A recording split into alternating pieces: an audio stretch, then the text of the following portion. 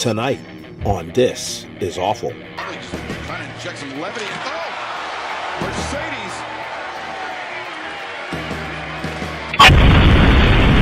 Got a hammer line and a Tommy drum. Yeah, I'm gonna go all night. I got a suplex, no I'm doing it. When I came to fight, I got a figure four. Yeah, I'll show you some more. When I pick you 1, 2, 3, where's the camel clutch? I know in the mud. You'll be getting the mercy of me. Gravity is my business tonight. Well, you know I'm gonna divide. Cause I'm gonna bring you out the top road tonight.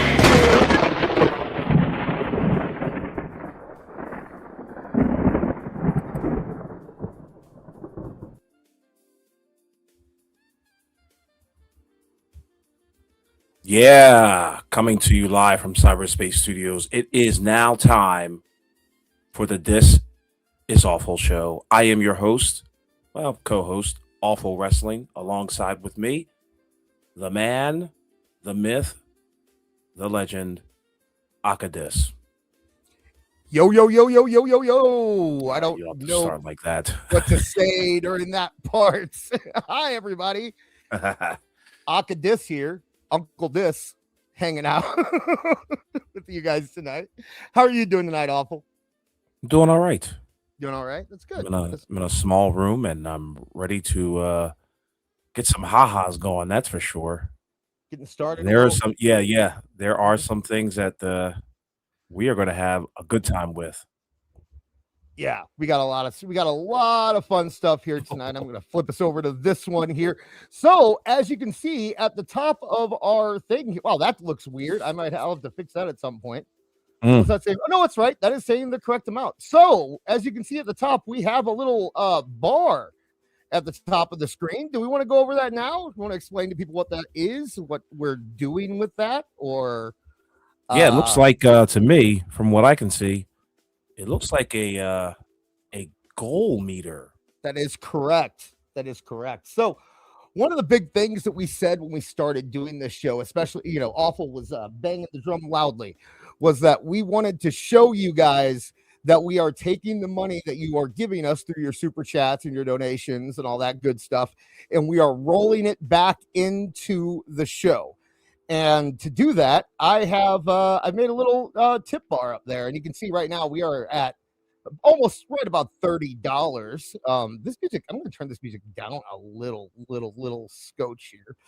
But you can see we're right at about $30. Now that's going to our goal, and our goal, I have it set at $2,000, and it sounds like a lot, but we've already made about half of that going into this. So starting now, if we could probably hit this by like April or May.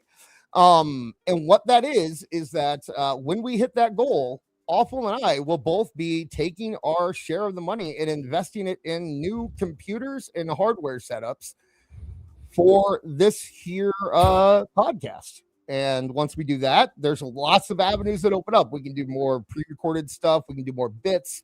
We can stream on multiple networks. We can up the quality. Sound quality won't be an issue. I can have a standing computer specifically for streaming, so we don't Your have to worry computer about. sits down, this? Yeah, it does right now. Okay. But one that's set up that I don't have to, because that's kind of the issue. Is one of the issues is having to go back and forth out of the programs into the programs, doing this, setting up, unsetting up, that kind of thing. Having to have it set up for 2 different shows, all that. And my computer is a piece of shit. So Okay. And it'll help our sound quality. You won't get the mic drops that we have now, and no more Transformer for Awful. No more living on Mars. I haven't been a Transformer in weeks. You haven't You been. cut this out. That's true.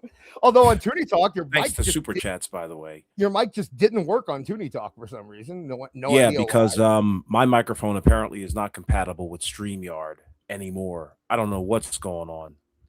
That's really weird. Yeah. We'll talk about it on Tuesday. I think I might, because I had an issue like that before, and it had to do with bit rate, and I had to go on the back end and do some stuff. But we already have, this show is supported by you. It's run by you. You guys are the reason we do it, and we actually got some super chats already. So you think we should start getting into them a little bit? Hell yeah, let's see them. All right, so let me ring this guy. Oh, I guess before we get into super chats, I will say I have added about 10 new sound bites, including a mystery sound bite that is mixed in between the $10 and $30 range. And if you get that, you'll get a little video to go with it. It's something that people have been requesting. But right now, let's do this one. Shout out to my homeboy, OJ Simpson. Keep up the good work, baby. At RGD425 super chatted $4.99. Do you guys think Drew will have the asterisk until at least Mania? I hope so, but I've got a gut feeling Sammy is getting it in Saudi Arabia. Why did they cut out title?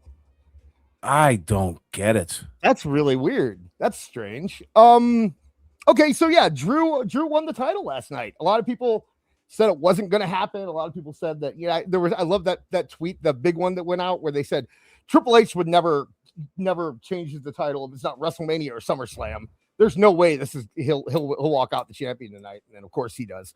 Does he hold it? I don't think Sammy's winning it in Saudi.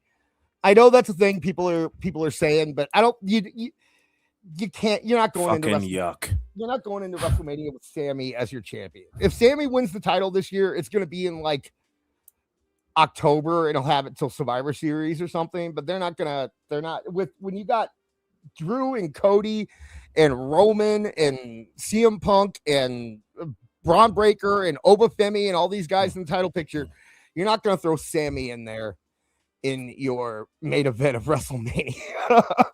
But I do think the more interesting part of that question is, do you think Drew will hold it till WrestleMania? What do you think, Awful? First off, I don't think Drew will hold it. Well, I mean, Drew can hold it to WrestleMania. I mean, that they can easily do that. But the idea of having Sami Zayn in the world title picture, it's enough to make a woman dry. There's no intrigue. There's nothing about Sami Zayn written in storyline or even personality-wise that is interesting enough for him to be a world champion. You think he can bring in merchandise? You think he can bring in new eyeballs? Maybe in the Middle East? Maybe. But anywhere else? Come on now. We got to deal with sad Sami Zayn as the world champion. No. But as far as McIntyre, I didn't watch the match. Good match. So I don't even know if it was a good match. Okay. It's a good match, yeah. And apparently there was an afterbirth of Cody being like, there might be a heel run in Cody's future soon. I mean, he did his normal thing. Okay. So what happened at the end was Jacob Fatu came out and that much I saw. He attacked Drew, and then Cody went after Cody was like, Jacob, what are you doing? And Jacob turned on and smacked Cody too. Okay. And so that kept Cody away while Drew walked right out the front door, which I think people kind of complaining about, but that's Drew's character, man. Drew is since he's turned heel, it's been, I'm going to take advantage of every situation I can. And yeah, why not? I mean, he's a heel. Right, exactly. So, there's a lot of different ways you can go. You can have, you could just keep the title on Drew, because I don't think Roman and Cody, if you're doing that, needs a title in it. So you can keep the title on Drew and have Drew and Jacob at WrestleMania. There's a lot of different ways you can go with this. I do think, like I said, Cody did show a little bit of a heel at the end, but I think he's been doing that after a lot of his stuff recently. So I don't know how big of a change that is. But yeah, it was a fun thing to do. It's a cool thing leading into WrestleMania season to have a new champion and not really kind of know where they're going with it. So yeah, going into the Royal Rumble. And if they were smart, they'd make the Royal Rumble mean something this year. I mean, I saw your little tweet earlier today, like Priest is going to win the Royal Rumble. No. Priest, no. They're doing a. Are you back walking on your tweet? No, they're doing a fatal 4-way to see who gets the title match at Royal Rumble. Oh, God. And Priest is in it. So I said, I think Priest is going to win the fatal 4-way to get the title match at Royal Rumble, not WrestleMania. Okay. No, see, that's what happens when you speed read. But damn. God damn. So they're plugging in Priest as, a title contender now.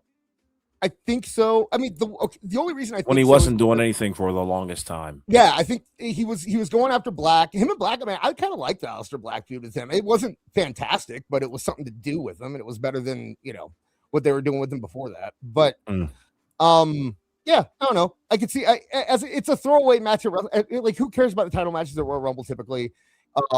People like Damian. I don't like Damian Priest that much, but he's still popular. He gets, he's a big. The Latino audience really loves him. So, give him a match against Drew. Don't have him win, obviously, but it keeps him out of the Rumble too, and it keeps him away from that whole thing. So you don't have to, you don't have to worry about that so much. I'd rather do that than because the problem is that whoever you put in that match won't be in the Rumble, and I'd rather see like a Jacob in the Rumble.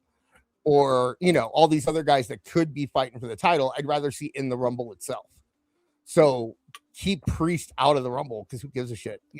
Like, just let him and Drew can have a good match. And when we get to Philadelphia this time, there's going to be no mistaking what's going to happen. I'm going to come on you like nobody's ever come on you before. No baby doll at your side. Nobody to run distractions for you. Just you and I getting it on like two men should do. Atona Sharp super chatted $5. Jesus. AEWFUL needs to study and learn Brian. 8p. You need to study and learn Brian? Okay. All right. That's on you. I don't know. Thank you so much. Well, I'll answer that. Yeah, thank you for the super chat, the weirdo super chat. That's cool. It was Regina Sharp. Oh. So she can say that. Thank you, Regina, for your weirdo tweet. For your weirdo super chat. Sorry, look at me. All right, let's go to our next one. We got another one from Appreciate it. We got another one from you in here.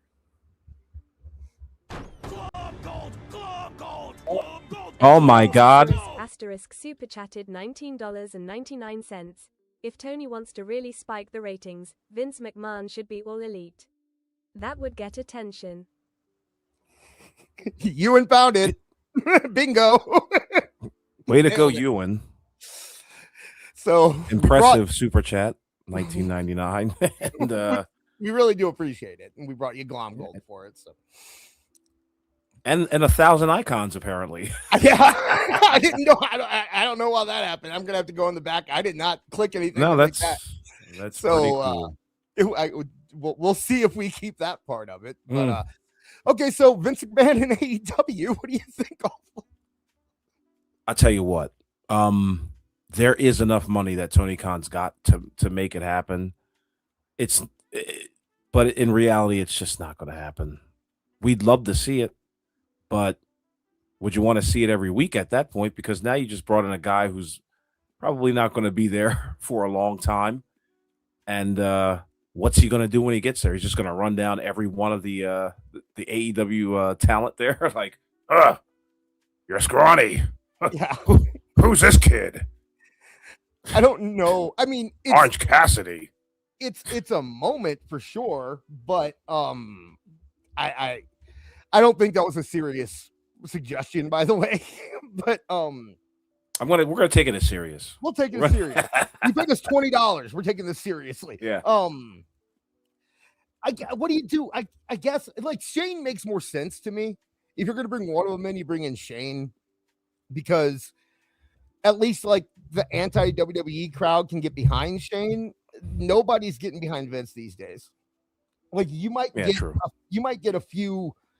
Like the JCW crowd might enjoy watching Vince on TV, but other than that, it's for who? It's for nobody. Nobody. Do you suppose Tony Khan proposed that to him, Shane McMahon, at that meeting or get together or whatever it may be called?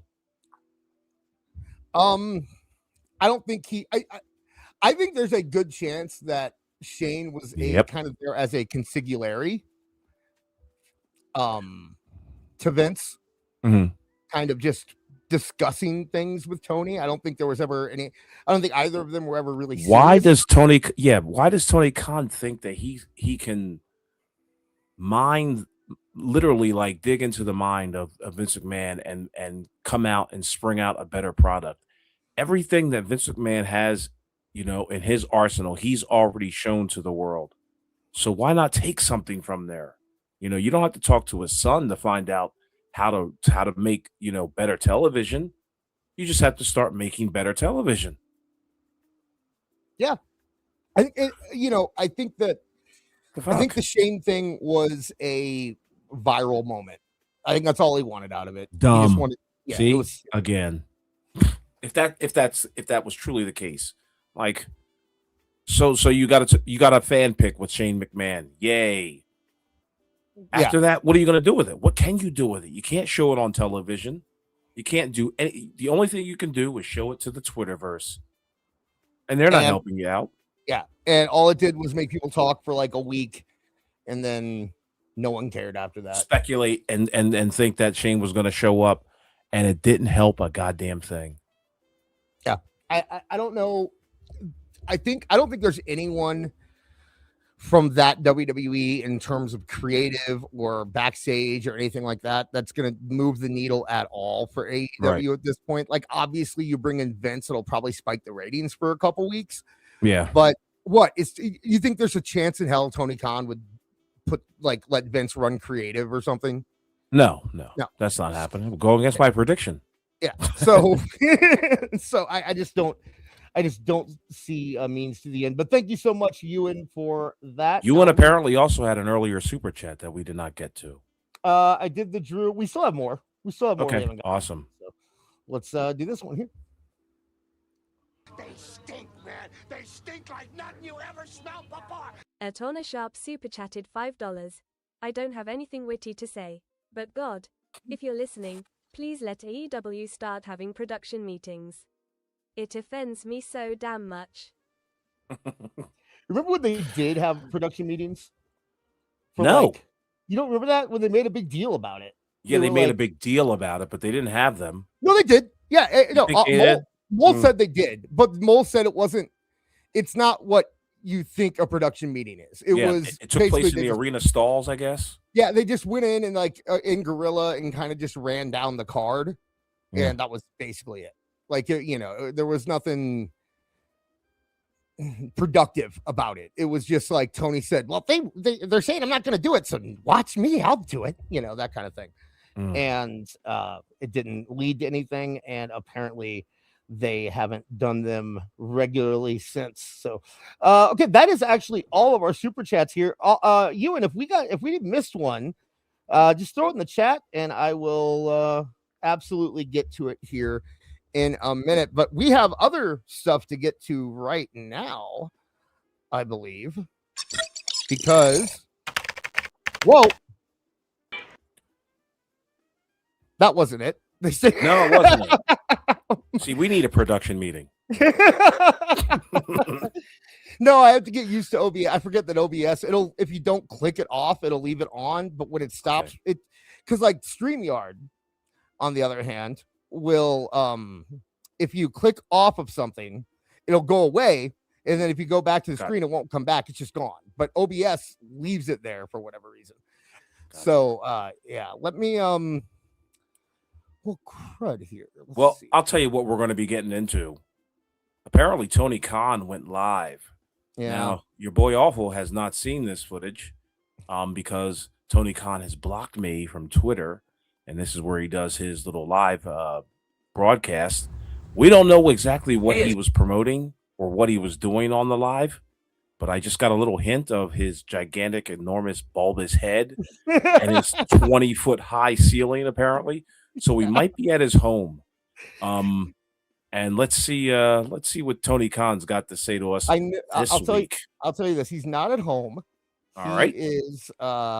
He is at the. I'll reset. Hey, it's great to see you. I'm so happy to be here back in but he's the not at home. Esports Stadium in Arlington, Texas, and we're just Esports hours Arena. away from Saturday Oh, AEW damn it. Collision. Wait a second. Hold on. The show Before you go starts any at further, 8 p.m. do we have any Eastern, footage 7 p.m. of that Central esports on event? TNT? Because I was trying to download that too, but for some reason I can't find it. It's just Collision tonight, isn't it?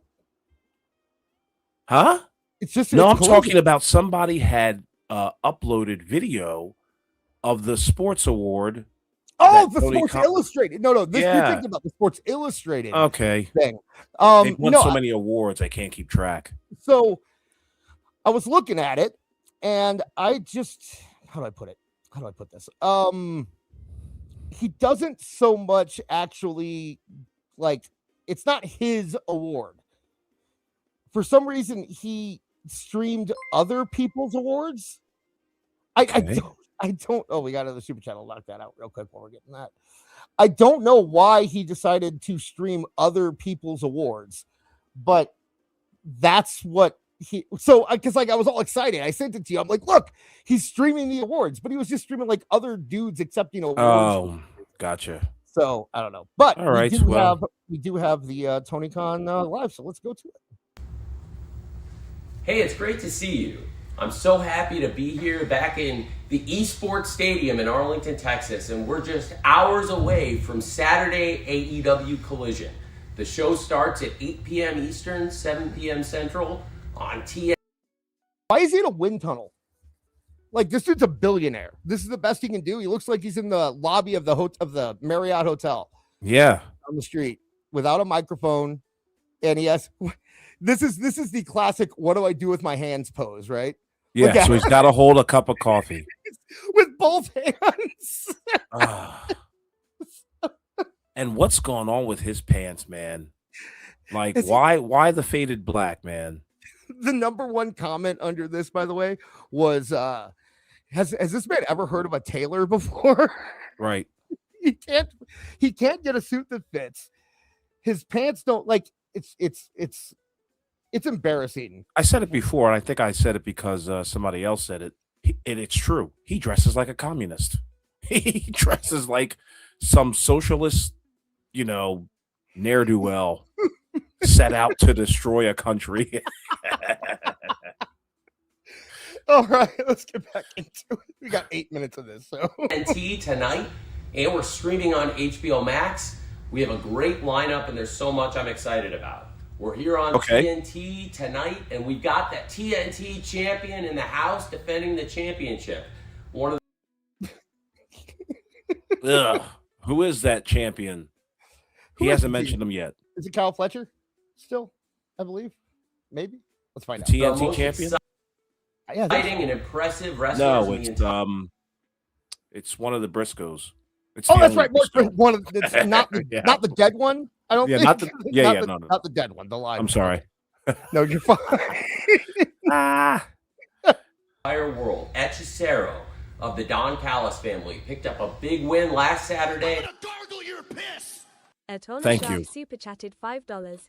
I could literally feel him fighting off TH3E urge to say, "Yeehaw, howdy partners, we're in Texas. You all," or some variation thereof. 8p. Somebody's not wearing a cowboy hat. Yeah, he wants to. He wanted to. He did. In fact, he had a prior recording with the cowboy hat on it. Does this work? No. Okay, we'll take it. Are you sure? Yeah. He just keeps trying to sneak it in there. Mm-hmm. Baron Corbin made me realize that I'm happy Baron Corbin has nothing to do with booking wrestling.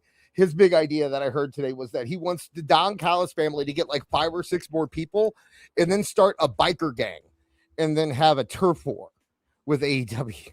Oh God, Aces and Eights. Yeah, exactly. He just rebooked Aces and Eights. So great job, Baron Corbin. I'm sure you'll thank God you're out the business. Exactly. You're on Busted Open. That seems like where you belong. But yeah, Ranchero or somebody is gonna be fighting.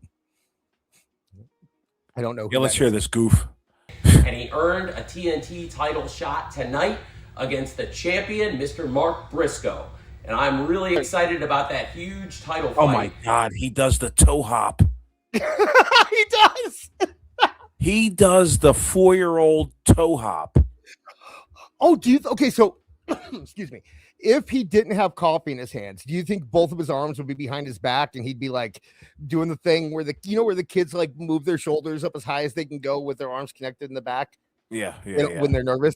Do you think Tony's going to be doing that if he didn't? I think he'd have his arms crossed with his hands firmly placed underneath his armpits. Okay. That's how I imagine him. He wouldn't have them in his pockets. He wouldn't look casual or cool with his hand in his pockets. So he has long arms. Look at those arms. Those like he's an gorilla ape. arms. What are He you is. talking about? All right, here we go. Much to look forward to tonight, and I just wanted to first of all say you're not going to want to miss this. This will be a great match with the TNT champion. But I did. Yeah. Anybody in the chat, tell us how great it. Well, one's in chats if this was a great match. Briscoe versus Hechicero. And last week, Hechicero earned this match against Commander. Commander, one of the really impressive stars in wrestling, one of the great high flyers. Well, tell us who really Commander impressive beat. young athletes in the Feckless. sport. He has a grudge with the Clone. El Clone got El Clone. Oh my God! Did you see that guy's debut? By the way, Yes. it's a gigantic. If you haven't seen it, folks, it's a guy Jimmy Garvin, you touch me in a mask. way you never touched me before. Sure. Atona Sharp super chatted $5. Surprised we haven't seen the PP dance yet. 0.8p. He may do it. He may cross his Right. legs at some You're right. point. That was I'm sorry. Thank you, Regina. I want to make sure we hit that one next time. That was Kevin Von Erich talking about Ronnie Garvin molesting. Oh my gosh.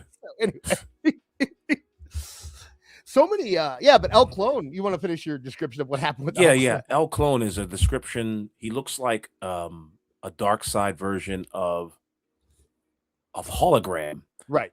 And he's just all in black, but he comes down to the ring with a neon sign.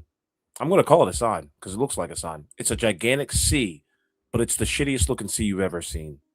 And I don't know what he's doing there. They're trying to sell merch, I guess. They're trying to bring out a new character. He's terrible. This is 100% something Tony made up in No Mercy back in 1990. Oh yeah, definitely. And he did the story. I guarantee he did Hologram, and then he made El Clone. Mhm. And El Clone was the one in his mind that was going after it. Now, And they had the greatest rivalry of all times in his E-Fed. I'm certain of it. Yeah, in the chat, some of the chatters are calling him are spelling it clone. It's CLON. There's no E, but he does pronounce it clone. At least Tony does. So it's there's a lot of controversy about that. But let's move on here. got involved in that match last week, and El Clone has been We call him El Clone that time. enemy to Commander's closest friend, Hologram. I know that Commander and the Clone are going to put on a clinic tonight in a grudge match on Collision. He's in a waiting Wait room. for the Clone to collide. You think so? Like a doctor's waiting room? Or Yeah, like what the hell? I'm expecting highlights and old ESPN magazines to sit behind him. just one of those super uncomfortable chairs. Yeah, is that wicker chair? Is that a terrible wicker chair? Oh, it might be actually. No, because the cushions. Yeah, I it see. has I a see it. cushion. Yeah. So it's just one of the. It makes that whole sound when you sit in it. Yeah, it makes a fart sound when you sit down in it. And yeah. Where is this idiot? Right off camera. There is a water cooler and one of those terrible coffee machines that like have a thing on it that says don't leave straws in drain or something like that. Yeah, right. Don't cut bad promos in this room. Versus Commander tonight. And we mentioned the TNT champion and the big championship fight. We've got a Look at him. crew of He's champions. bending the He knees. did it. One He did it. Yep. He did a little bit of a pee-pee dance there. Hang on. Not to mention, I'm starting to think he's wearing shorts under those pants. Why is there a why is he wearing khaki shorts underneath the pants? You can see those couldn't have been his knees. Those can't be his knees. He could be wearing thick boxers, like the heart boxers, because he looks like this isn't a pee-pee dance. This is wedgie for dance. the Clone to collide versus Commander tonight. And we mentioned the TNT champion and the big championship There fight. it is. I got a Yep. wedgie. Look. There it goes. He's got two sets of One knees here. trios What's match. going on? We're talking about, I mean, it's You know what it is? You know what? Have you ever, when it gets Worn really starchy boxers? when it gets really cold outside, sometimes I'll wear like jeans over like Long pajama johns? pants or something. Long johns. Long johns, pajama pants, whatever. You wear them so, and then you get them all. But he's in Texas. It can't be that cold that he has to wear long johns underneath It's his 88 degrees in that room. Yeah, exactly. Maybe they're tearaways. Maybe that's it. He's getting ready. He'd be stripping in the evenings. So he's got Maybe he's got his half zip in his pocket right now. And when the camera's off, he unbags that bitch and rolls it out. Starts smoking it. Hey, head to Cerro. Where's El Clon? I got an El Bong. He's just got a massive dong. That's all. He just leave it to this. Take it there, folks. It's down, it's below his knees. You can't, that man. Yeah. Amazing lineup when you've got the AEW Women's World Champion Chris Statlander, the AEW World Tag Team Champions, the Babes of Wrath, with Harley Cameron and Willow Nightingale, and Willow Nightingale, also the new TBS champion. What if this is his production meeting? What if he is publicizing his production meeting for everyone on Twitter? Like, please help us. Listen, we need some creative over here. I'll tell you exactly how everything's going to go, and you fill in the blanks for us by watching. The chat thinks we're demonetized because I said Tony. Dong does not get you demonetized. Thank you. Great championship. But I want it too, and I had to fight inch for inch to get this, and I'm not about to lay down on my back and let someone cover me. I thank you very much. Atona Sharp super chatted $5. He's preparing for the epic action of his favorite movie, Time Cop. Tear away clothes in case Jean-Claude needs his aid. Oh, God. I mean, thank you, Honor Sharp. Yeah, Time Cop can show up at any second. We don't know. So that's the whole point of Time Cop. Gold on one side. They're going to take on an impressive trio of young athletes that I'm excited to see. We've had great feedback on AEW's new signings. Wait a second. Why are you excited to see him? Can't we be excited to see him? Like, have you guys do not want to miss this. Are you allowing them on TV without seeing them first? I mean, this guy's a feckless goof. Heard a lot of good things about these. We're going to put them on. Ryan and Maya World, they've been fantastic. Oh, it's the broads those are the ones that took place, the lesbians' place. Remember? When the lesbians left? So I watched the whole show on Wednesday. I still have no clue of what this idiot's talking about. No, this was Collision. This is tonight. I know he's talking about Collision, but I mean, like, I've heard of no lead up from Dynamite so far. Maybe they needed a partner. They needed a third for their trio tonight, and one of the best young wrestlers here in the area. There's nothing in that cup. We've had in AEW before. It's a microphone. It's like Impractical Joker.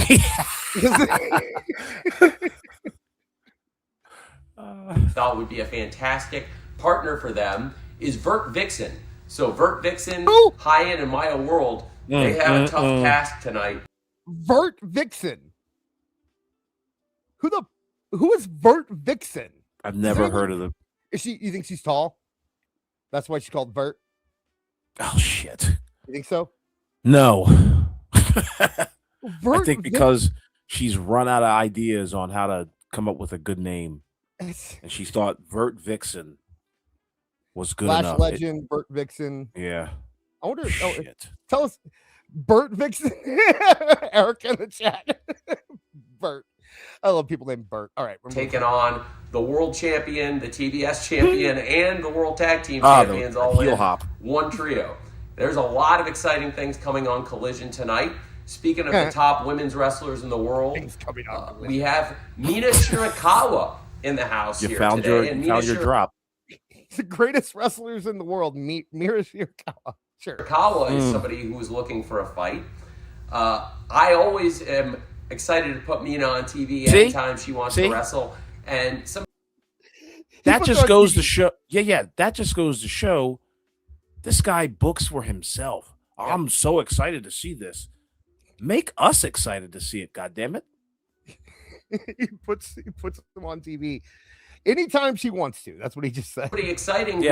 Is back with us and looking for a fight is Lady Frost. And that's a match we haven't had here on Collision before. I thought it would be a lot of fun to see Mina Shirakawa. It'd be fun if he was just like, listen, Mina Shirakawa, I put her on TV.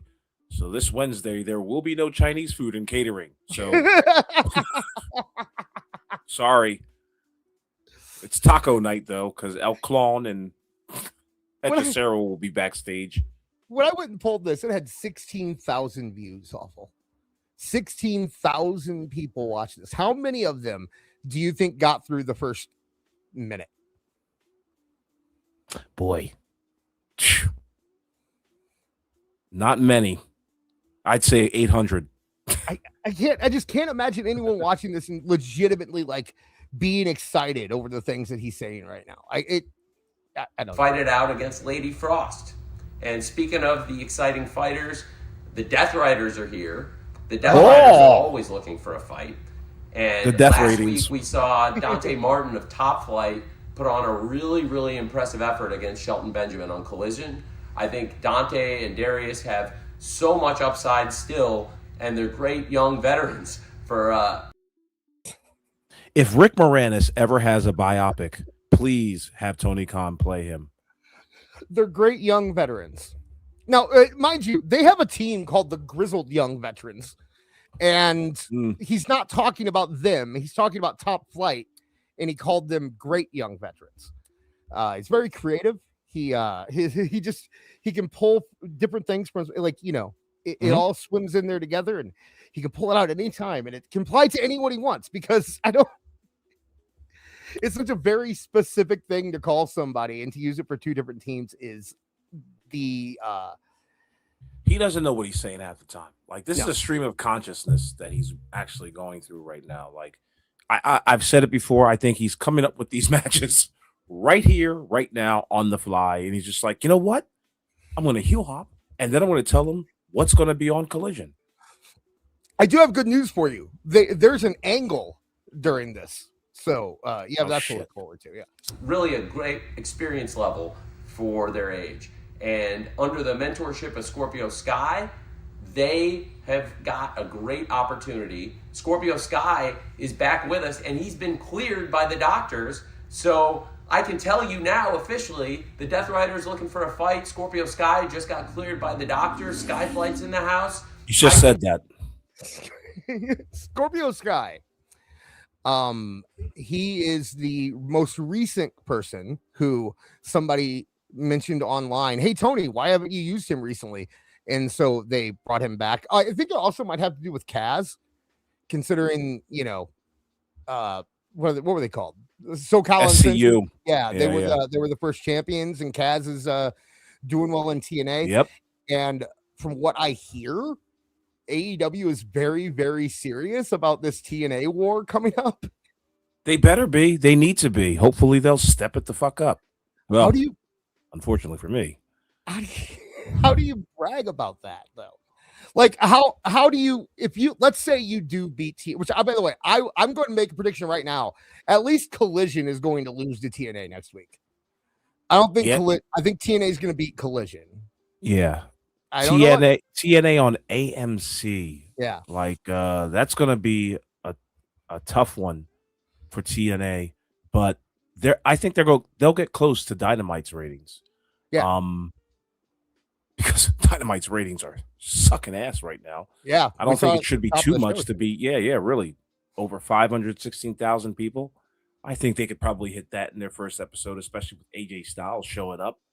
They'll give them a big boost. But again, I don't watch AMC. Are they really heavily promoting the premiere? They are. Yeah. Okay. Dude, yeah, actually, I meant to say that when I was in the hospital, you get like 10 channels. You don't get a whole lot of channels. But one of them was AMC. Seth Rollins, I'm coming for you, boy. And I'm coming hard. Atona Sharp Super Chat, $10. I'm actually secretly rehearing this so that he's saying everything like Ed Sullivan in my head. We'll have a really great show tonight. Hey, bro, TV audio. Oh, right. Doesn't work here. Good one. Thank you, Regina. Much appreciated, Regina. That was Brock Lesnar talking about coming on Seth Rollins. That's nice.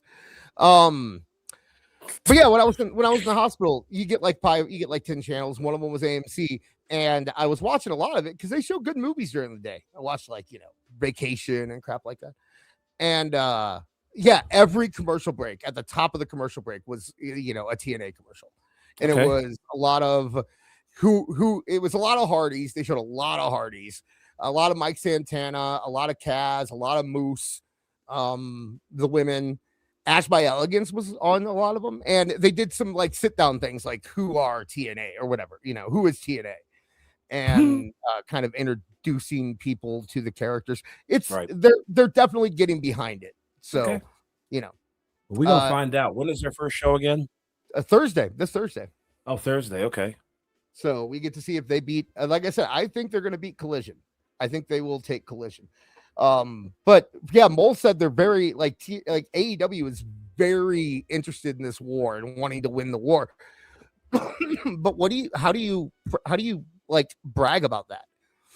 You don't. You say you can't. It's a pointless win. And go ahead. I was gonna say, like TNA can always say if they win, they can say the top-rated non-WWE wrestling show on cable, on television, or something, right? They can always say that. The hottest new wrestling program on television. Yeah. That's what you can say. If AEW wins, what do you say? The third highest rated professional wrestling show on television? The winners, like somebody like AEW, who would legitimately at a number 2 spot for a little bit. Yeah, they shouldn't say anything. Don't do it, Tony Khan. Don't make mention of TNA. And even if TNA happens to throw a salvo or two, don't take the bait. Just ignore it. Just ignore it and keep doing what you're doing. But I've already given out too much free advice. Let's hear this. Well, real quick, they did sign Jake something. Who? Jake something. Jake Doyle. He's now Jake Doyle. Okay. And I immediately saw people comparing him and Mark Davis to Brody and Doc. Yeah, let that breathe. Let that breathe. They compared Jake something. I'm gonna let the trumpets play on that and one. Mark Davis to Brody and Doc. Why is it that Tony Khan always has to make these comparisons? No, it was someone on Twitter. It was someone on Twitter. Okay. It wasn't Tony Khan, to be fair. So but he has been known to do these types of things where he'll make a comparison to some old great legendary tag team or an old great legend and be like, yeah, Jon Moxley is just like Stone Cold Steve Austin. Or like, give me a break. Don't do that to your product. They've never had a match. They never had a match in any as a tag team. And all they did was beat up Jet Speed. And because they beat up Jet Speed, that means that people on the internet think they're like the AEW fans are comparing them to Doc and Gordy. Like, come on, man. Like, and by the way, and to be fair, Doc and Gordy weren't all that great. Sorry, I know I probably said a hot take, but it's just like, okay, they didn't team up enough in the States for me to get behind them. Totally agree. That is it's the same thing as when during like the Attitude Era, the early 2000s, when you go online and people would make their list of like top 10 wrestlers of all time, and like Bruno would be number 3. And you're like, you have no idea who Bruno Sammartino is. You've never watched a Bruno Sammartino match. It's like Austin, Hulk Hogan, The Rock, Bruno Sammartino, Ric Flair. Like they had to put Bruno in the top 5 or else you didn't look legit. That's Brody and Doc are kind of there. Personal way you never touched me before. Atona Sharma super chatted $10. I still say Jake something sounds like the beginning of an Abbott and Costello skit. Who's your new wrestler? Jake something. Don't you know your own wrestler's name? Etc. etc. etc. Thank you, Regina. Was I on? What was I on about? I don't remember now. Oh yeah. No, but it's because Jim Ross. Jake something sounds like a primetime show on like CBS, like right after Murphy Brown. It's Jake something. That's a Scott D'Amore thing. Scott D'Amore thought that was clever to call him Jake something. So, God damn it. But yeah, it's now it's Jim Ross. Jim Ross mentions Doc and Gordy all the time. So because Jim Ross mentions Doc and Gordy, because he does, that means that the internet has to pick up on that, and it's just stupid. All right, moving on. It would be great to have the Death Riders of Daniel Garcia, Wheeler Yuta, and the man who Darby Allin wrestles this He Wednesday, fucking forgot who was on the Death Riders. Did he forget, or was he not? He wasn't sure which one he was going to pick yet. He hadn't decided. He completely forgot, or he had an ADHD fart. You know what I mean? Like he just blanked out. Maybe the Adderall kicked in, something. I don't know. Mike Glass is asking if there is a duct taped X on the side of his arm. Let's keep an eye out for that. Wednesday. Oh yeah, he's got a yeah. He's got on his right shoulder It's like an AEW logo of some sort.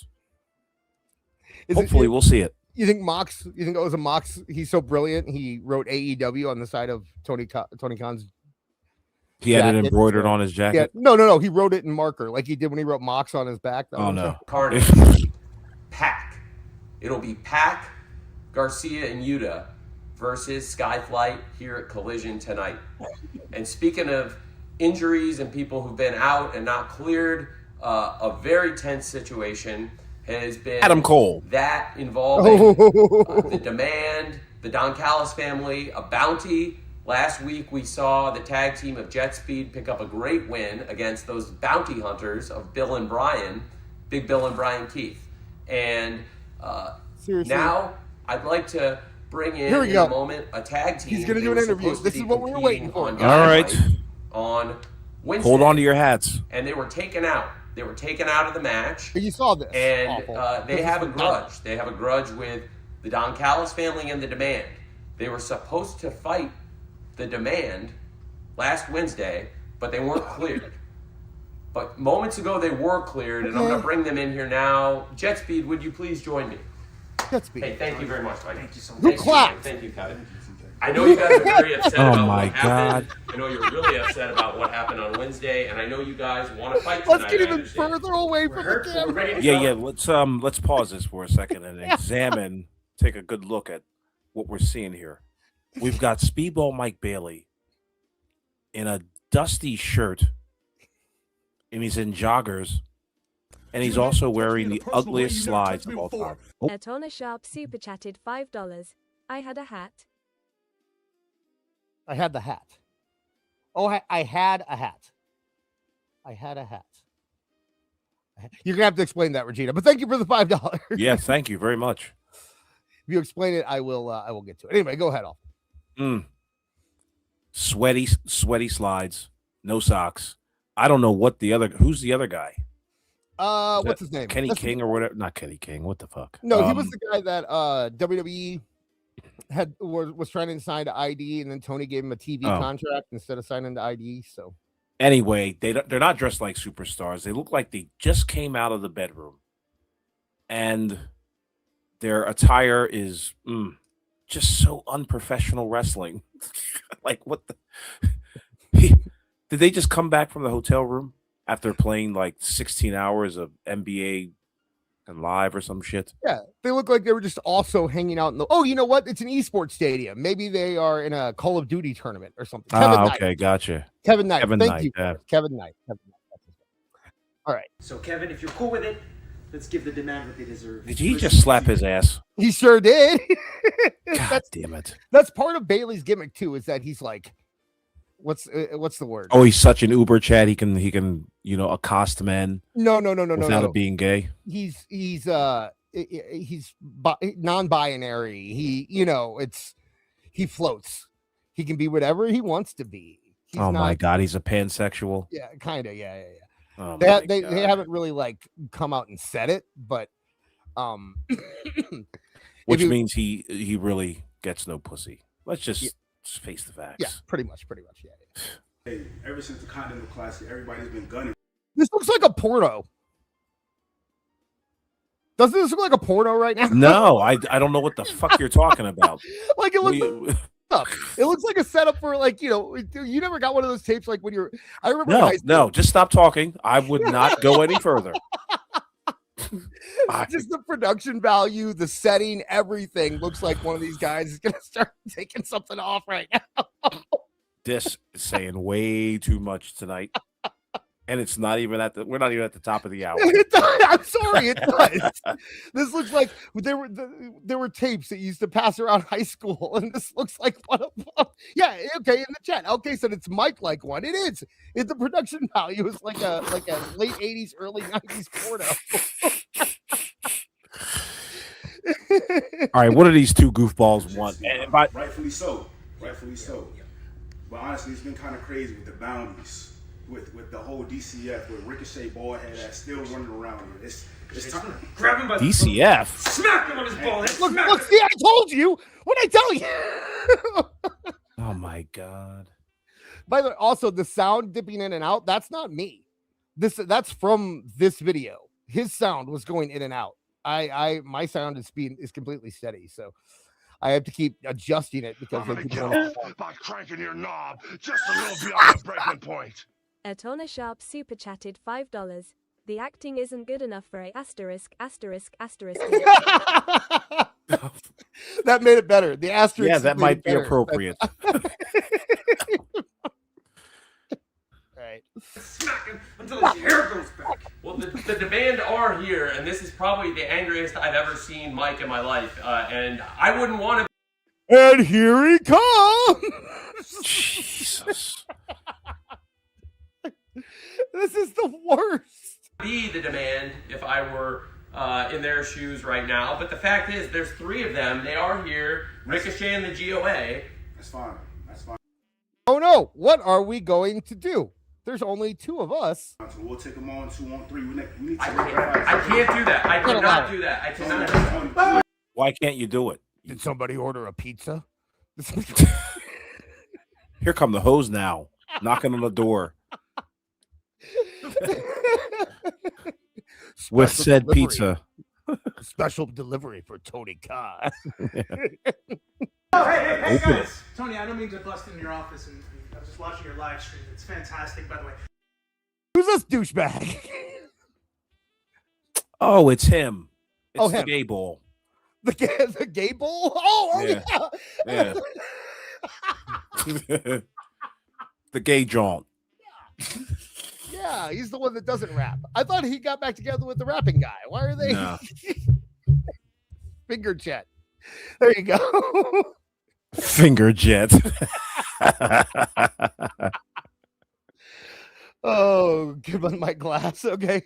I heard that you two need a tag team partner tonight. Not 2 people, just one, no Max Caster. But, right. All the bass left out of the room.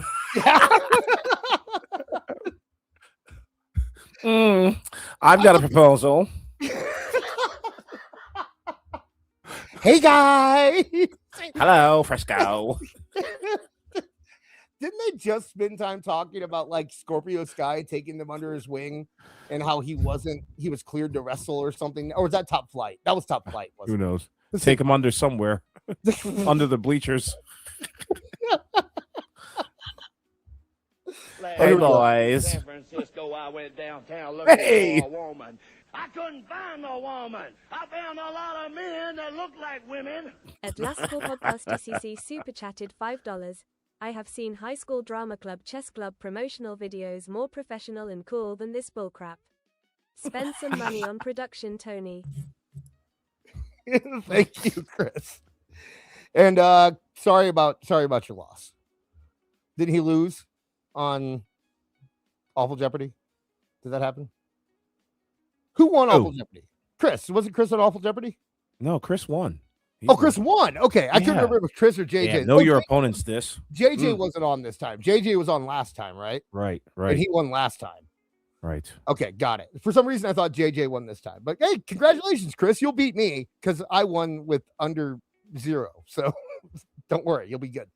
Professional wrestling would be the perfect backup for you guys. I got a little something to get back a Ricochet on, so I think this would be great. I have it's called a pinky. I have a little something to get back on Ricochet on. A little yeah. To get back a Ricochet on, so I think this would be great. No, he's good. No one can sit in the silence. There must always be talk. That's when Tony Khan stepped in. He was just like, I don't know. I guess I'll say something. No, I mean it's good. That's good. Yeah, it's all right. Go. You know what they need? They need jazz music playing in the background. Yeah, really. So when you're frozen in thought. No, it's good. It's good. That's so bad, dude. It's embarrassing. Okay, No, I'm offering my services to you. We appreciate. He's really good, Kevin. I bet you are. You. We use the pride on our side tonight. Okay, they say Anthony Bones is going to keep it going. So Let's go. Yeah, let's go. Anthony Bowens, we're gonna keep it. So now it seems like more like a anti-drug thing from the 90s where they're rhyming stuff now, at the end. Oh shit! That's because they're cool and hip and urban. 63 Again, people in the another chat. professional. Oh yeah, Sorry, nice. I was Thank doing you a for little being bit. here with us. But oh yeah, go ahead. Finish the promo. Sorry. Thank you very much for showing up, joining us. We like having you hang out with us. Make sure you drop us a like. Make sure you, if you want to get your stuff read out on air, anything above $4.99, we'll get you a soundbite and will interrupt us. And I believe we are one of a very few that allow you guys to interrupt us all the time. So make sure you are doing that, and we will get back to this. It's a great idea. This is cool. I like this. I like this. Is that right? It's always great to see. Smiling faces, and I think that would be excellent. That's a great idea. How about that, Anthony Bowens? You would be a great partner for Jet Speed, and also I can't let the two of you go into a match 2-on-3. You just got cleared moments ago. I can't have you go on the shelf again. It has to be a 3-on-3. Why are we going back? I can't, in good conscience, have you guys go out there. Unbelievable. He don't make no sense. They've already established that he has a tag team partner, but now he's like, it's like he didn't get his shit in earlier. You know what I mean? Like he meant to say that earlier, but he got interrupted by Bowens. So now he has to go back and re-say the thing that doesn't apply. By who? Bowens. Anthony Bowens. Jesus Christ! Which one is it? Bowens. Bowens. Okay, I said it both ways. Leave me alone. Yes, Bowens. Bowens. It could be out of it. Super chat me. Go Correct. ahead. Play to John. Right. So this is official?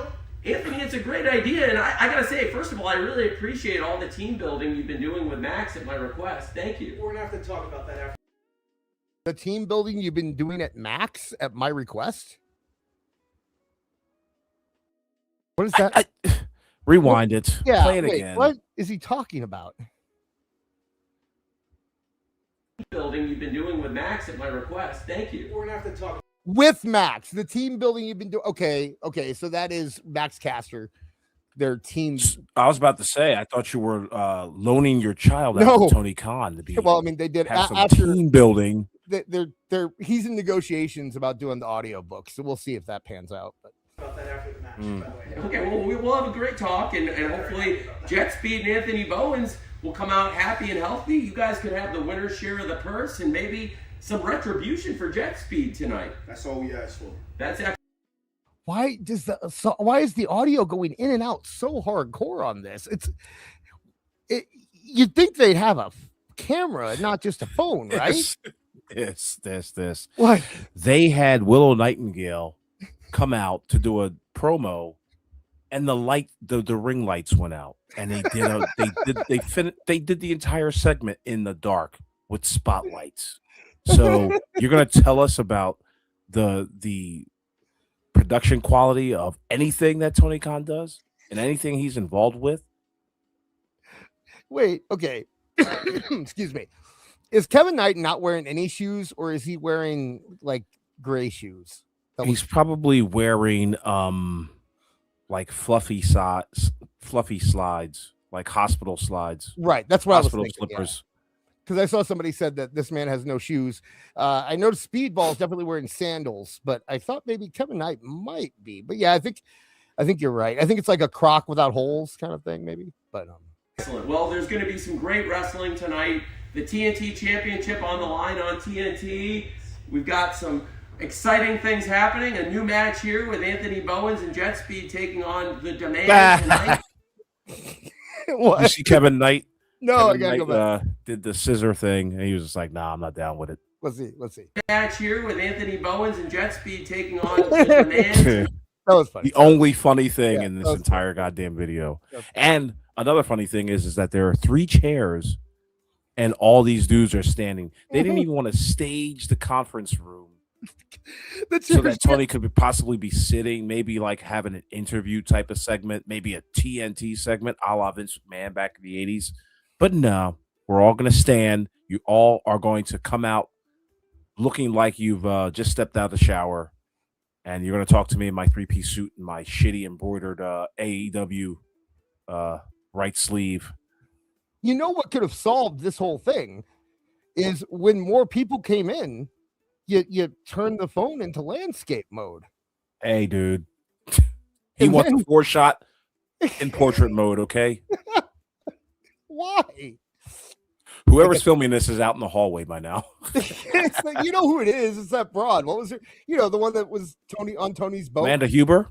No, remember they showed her that one time when she was filming Tony? All of a sudden it went back to her face, and she's like, "Oh, that was right. That's right. The escort of the week." Yeah, it's Nanny. Tonight, the Clone versus his commander. We're back to this. You've got the World Women's Champion, the TBS Champion, and the Tag Champs all in one trio. And speaking of exciting trios, Death Riders versus Skyflight with Scorpio Sky just getting cleared. And speaking of just getting cleared, Jet Speed are off the shelf. They are cleared. Wait, there were 3 trios matches? There were 3 trios matches tonight. I don't know anymore. Because they said the Death Riders one, they said the women's one, and now they're saying this one. So there were 3 trios matches tonight. My security, my safety, my life was in danger. Atona Sharp super chatted $5. If this is like most stadium buffet areas, there is too much room to the right for the phone to pick up audio properly. This is a esports stadium. So I'm guessing more like a hotel convention hall. Yeah. What I'm picturing in my head. But I don't know. It's the Comfort Inn. Yeah, exactly. Nah. That's like the Ramada. They got a little up from Comfort Inn. And they have found a partner that will. They're all looking at the breakfast buffet that's lined up against the wall. The one that's been out there for 4 hours. Waffle makers burning. There's no waffles left.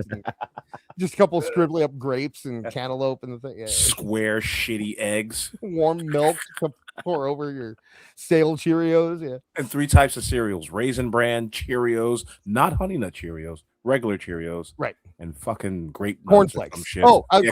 Cornflakes. It's cornflakes. I've been plenty of hotels. By the way, I will never bad talk a waffle maker in a motel. I will. Those are the best waffles in the world, man. And every time you ask, I've tried to get one of those for years, and every time I ask for a waffle maker, I get one of the shitty ones. So I think I'm gonna have to buy one. Yeah. But then I feel bad because I bought a waffle maker, right? And it's only used for one goddamn thing. Right. Yeah, exactly. So you have to spend like $80 on a waffle maker to get good waffles, and then you're just like, well, I could have just gone to the fucking restaurant. You ever try to make a roast with a waffle maker? You know what I have made with waffle makers? Hash browns. I made hash browns. They turn out pretty good. You oil them up real good and put them in the waffle maker. That turns out okay. Anyway, let's finish this up. We have 17 seconds. In trios against the demand. It starts just hours from now, very soon, 8 p.m. Eastern, 7 p.m. Central. Join us for AEW Collision tonight. Spend your Saturday with AEW tonight. There you go. He gave us the thumbs up. Tony Khan, ladies and gentlemen. They gave us the hard sell for Collision. I hope if you guys are interested in watching Collision, it's supposedly on HBO Max. I still don't believe it exists. Did anybody in chat watch Collision tonight? Do we have one person in chat that watched Collision? Awful. Did you watch Collision? No, I'm not watching Collision. You kidding me? I've never met anyone who's actually. It's like Bigfoot. I've said it before. It's like Bigfoot. I've never met anyone who's actually seen Collision. I've heard people tell stories about Collision, but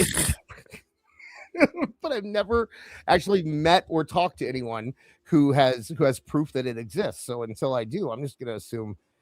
Yeah, they had more visibility when they were on Dynamite, when they were after Dynamite. And I think that's where they should have left it. Phil Marks from Pro Wrestle Time said that, they were going to combine that show, and apparently they've split it back up again, but I don't know why. I don't see why. That was a dumb move, bringing it back on Saturday, especially with the NFL playoffs happening, by the way. Yeah. Ooh. And we're going up against the playoffs right now, I think. I think the Packers and the Bears. Yeah. And you're getting into WrestleMania season. I don't know. I don't think they ever really considered moving it to Thursday or to Wednesdays. I think it was more of a let's see if we can keep the rating up, but they couldn't. So, why would now they're going to just let it sit there and die on Saturday night. I could see it moving to Thursday. Shout out to my homeboy O.J. Simpson. Keep up the good work, baby. Atona Sharp super chatted $5. I saw a little of Collision tonight, but it was blurry and went back into the forest when it saw me. See?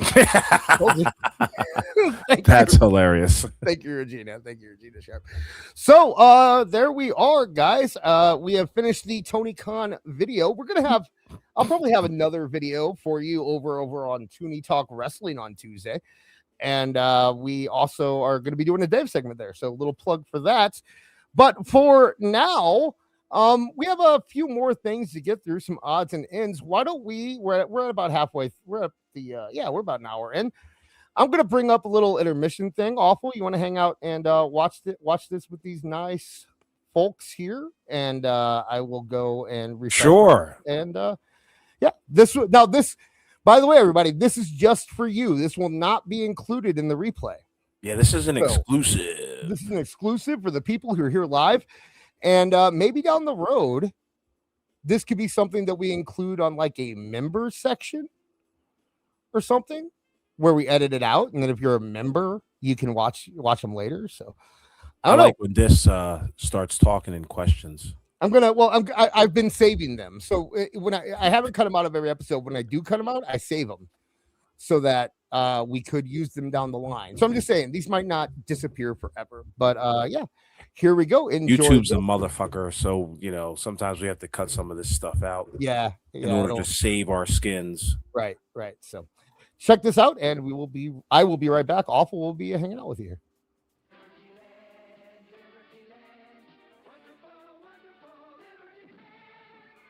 Yeah, we're getting demonetized. Wrestling Club hates our ass.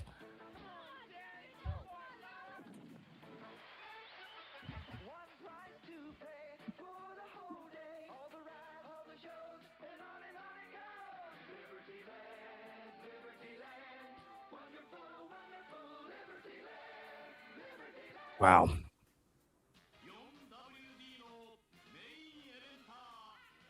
Tiger Mask?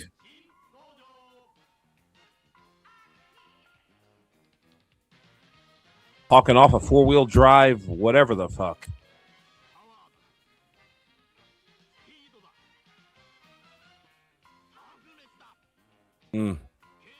It's amazing because, when they had to film this, they couldn't kayfabe, or they had to keep kayfabe, I should say. So they were probably really striking each other, drop kicking each other.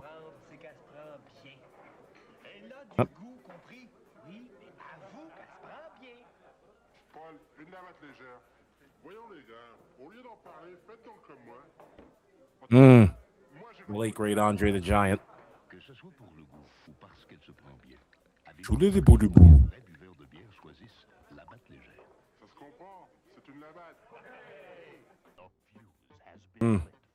Up now we're getting demonetized right here, folks. But anyway.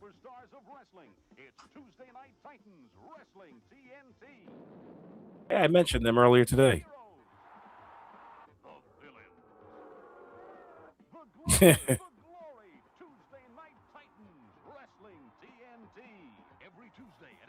This is when wrestling only had like 4 highlights, and one of them was Jimmy Snuka flying off the top rope.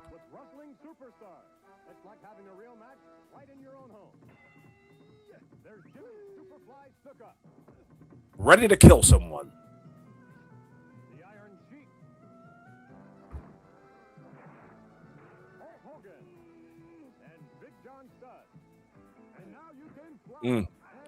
John Studd was unavailable for the filming.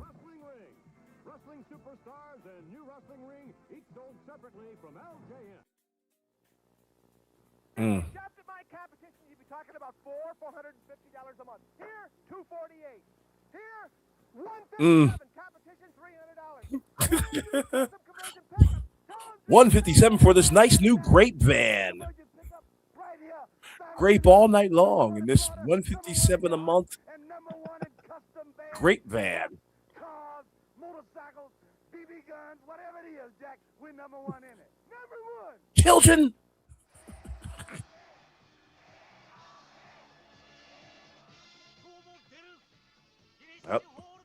Big Chin, Antonio Inoki.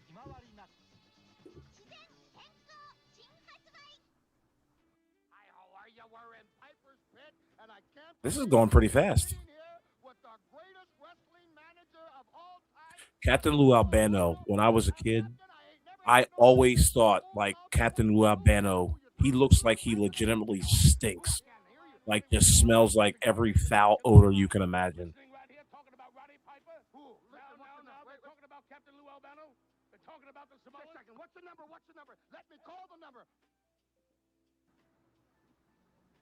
Minneapolis, St. Paul, listen up. This is Jesse the Body Ventura talking to you from the Chicago Lake Liquor Store across from Sears, Minneapolis. Where should you Okay. go to buy your beer? On Route 42. Liquor store. You can get the finest in domestic beer as well as imported beer. You can drink little bottles or drink it like the body does. Chicago Lake Liquor is the #1 beer store. They buy more, so you buy for less. Save even more. Do you think that was an inflatable? Or do you really think he did his test of strength? Like, I can do it. Make sure it's full, too.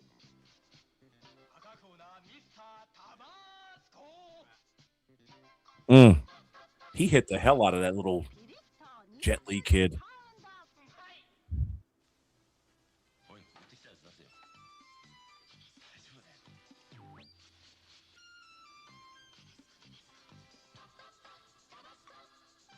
What the hell was that? Tuesday, America takes on the world in USA's professional wrestling special event. Everyone's favorite Americans. Tootie Talk Wrestling. In the final battle for U.S. supremacy. Then Washington's own Rocky Johnson looks to kill Scotland's Rowdy Roddy Piper. And Fiji's Jimmy Superfly Snuka has a score to settle with Tennessee tough guy Dr. D.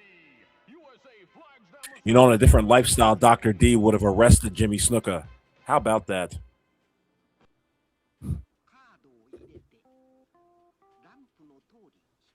Oh my God, Giant Baba. Japanese loved their professional wrestling. Closest thing to Godzilla to them. I had that keyboard when I was a young lad. I was always mad because I couldn't record multiple tracks on that little thing. But when my mom got me a keyboard that had multiple tracks on it and you could record multiple instruments and beats, I was in heaven. Who needed a wrestling figure when you had a Casio or a Yamaha?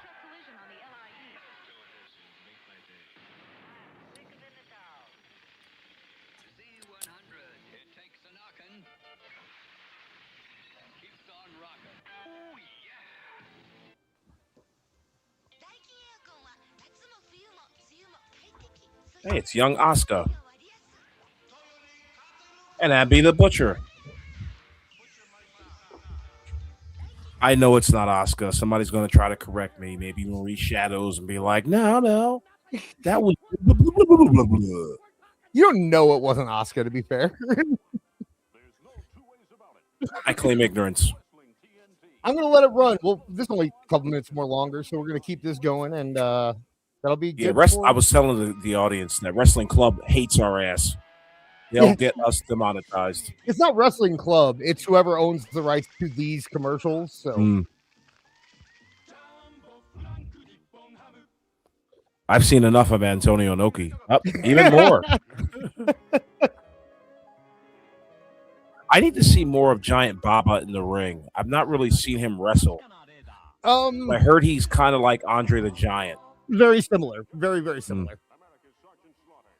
I love these commercials because they say things like, it's on Park Street, across the street from Sears. Right. Stuff like that. Right down the road from the laundromat. Right. You don't get cool stuff like that anymore. No. Bobo Brazil. Man, Vince relies way too much on those old timers and celebrities. Like, you never. Yeah, it only got him IPOs. Hey!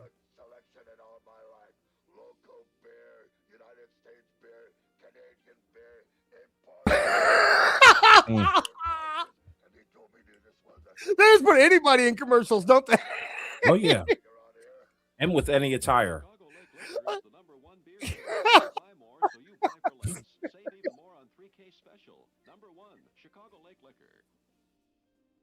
Fireball. Oh, what's going on here? Kairi Sane. And Nakamura. What? They're going to see lots of feet. What? Don't kiss him. You'll be in big trouble. Oh, yeah, he kissed her. Does Abby have an album? I keep thinking Abby has an album in Japan. Oh, we definitely have to check that out. If he does, I know Terry Funk does. We listened to some of that before. But I think Abby does too. I'm sure someone in the chat will tell us.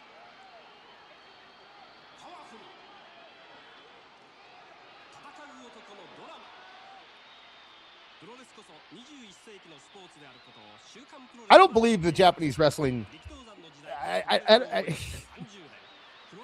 I don't believe that it is right. as influential as Dave Meltzer makes it out to be. No.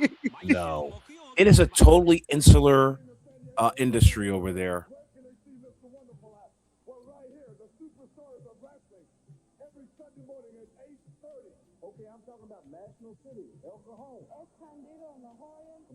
She is. That's who did the sound clip of laying on her back. That was right there. Wendy Richter. Yeah.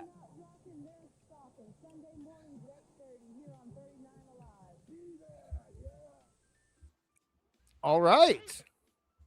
There we go, guys. Thank you for hanging out with us through the intermission, and we are ready to get back to the show. Before we do, I just want to say thank you all for giving us our super chat so far. Over $100 tonight. That is going straight to new computers and new production on our side. So crack for me so much, and crack for awful.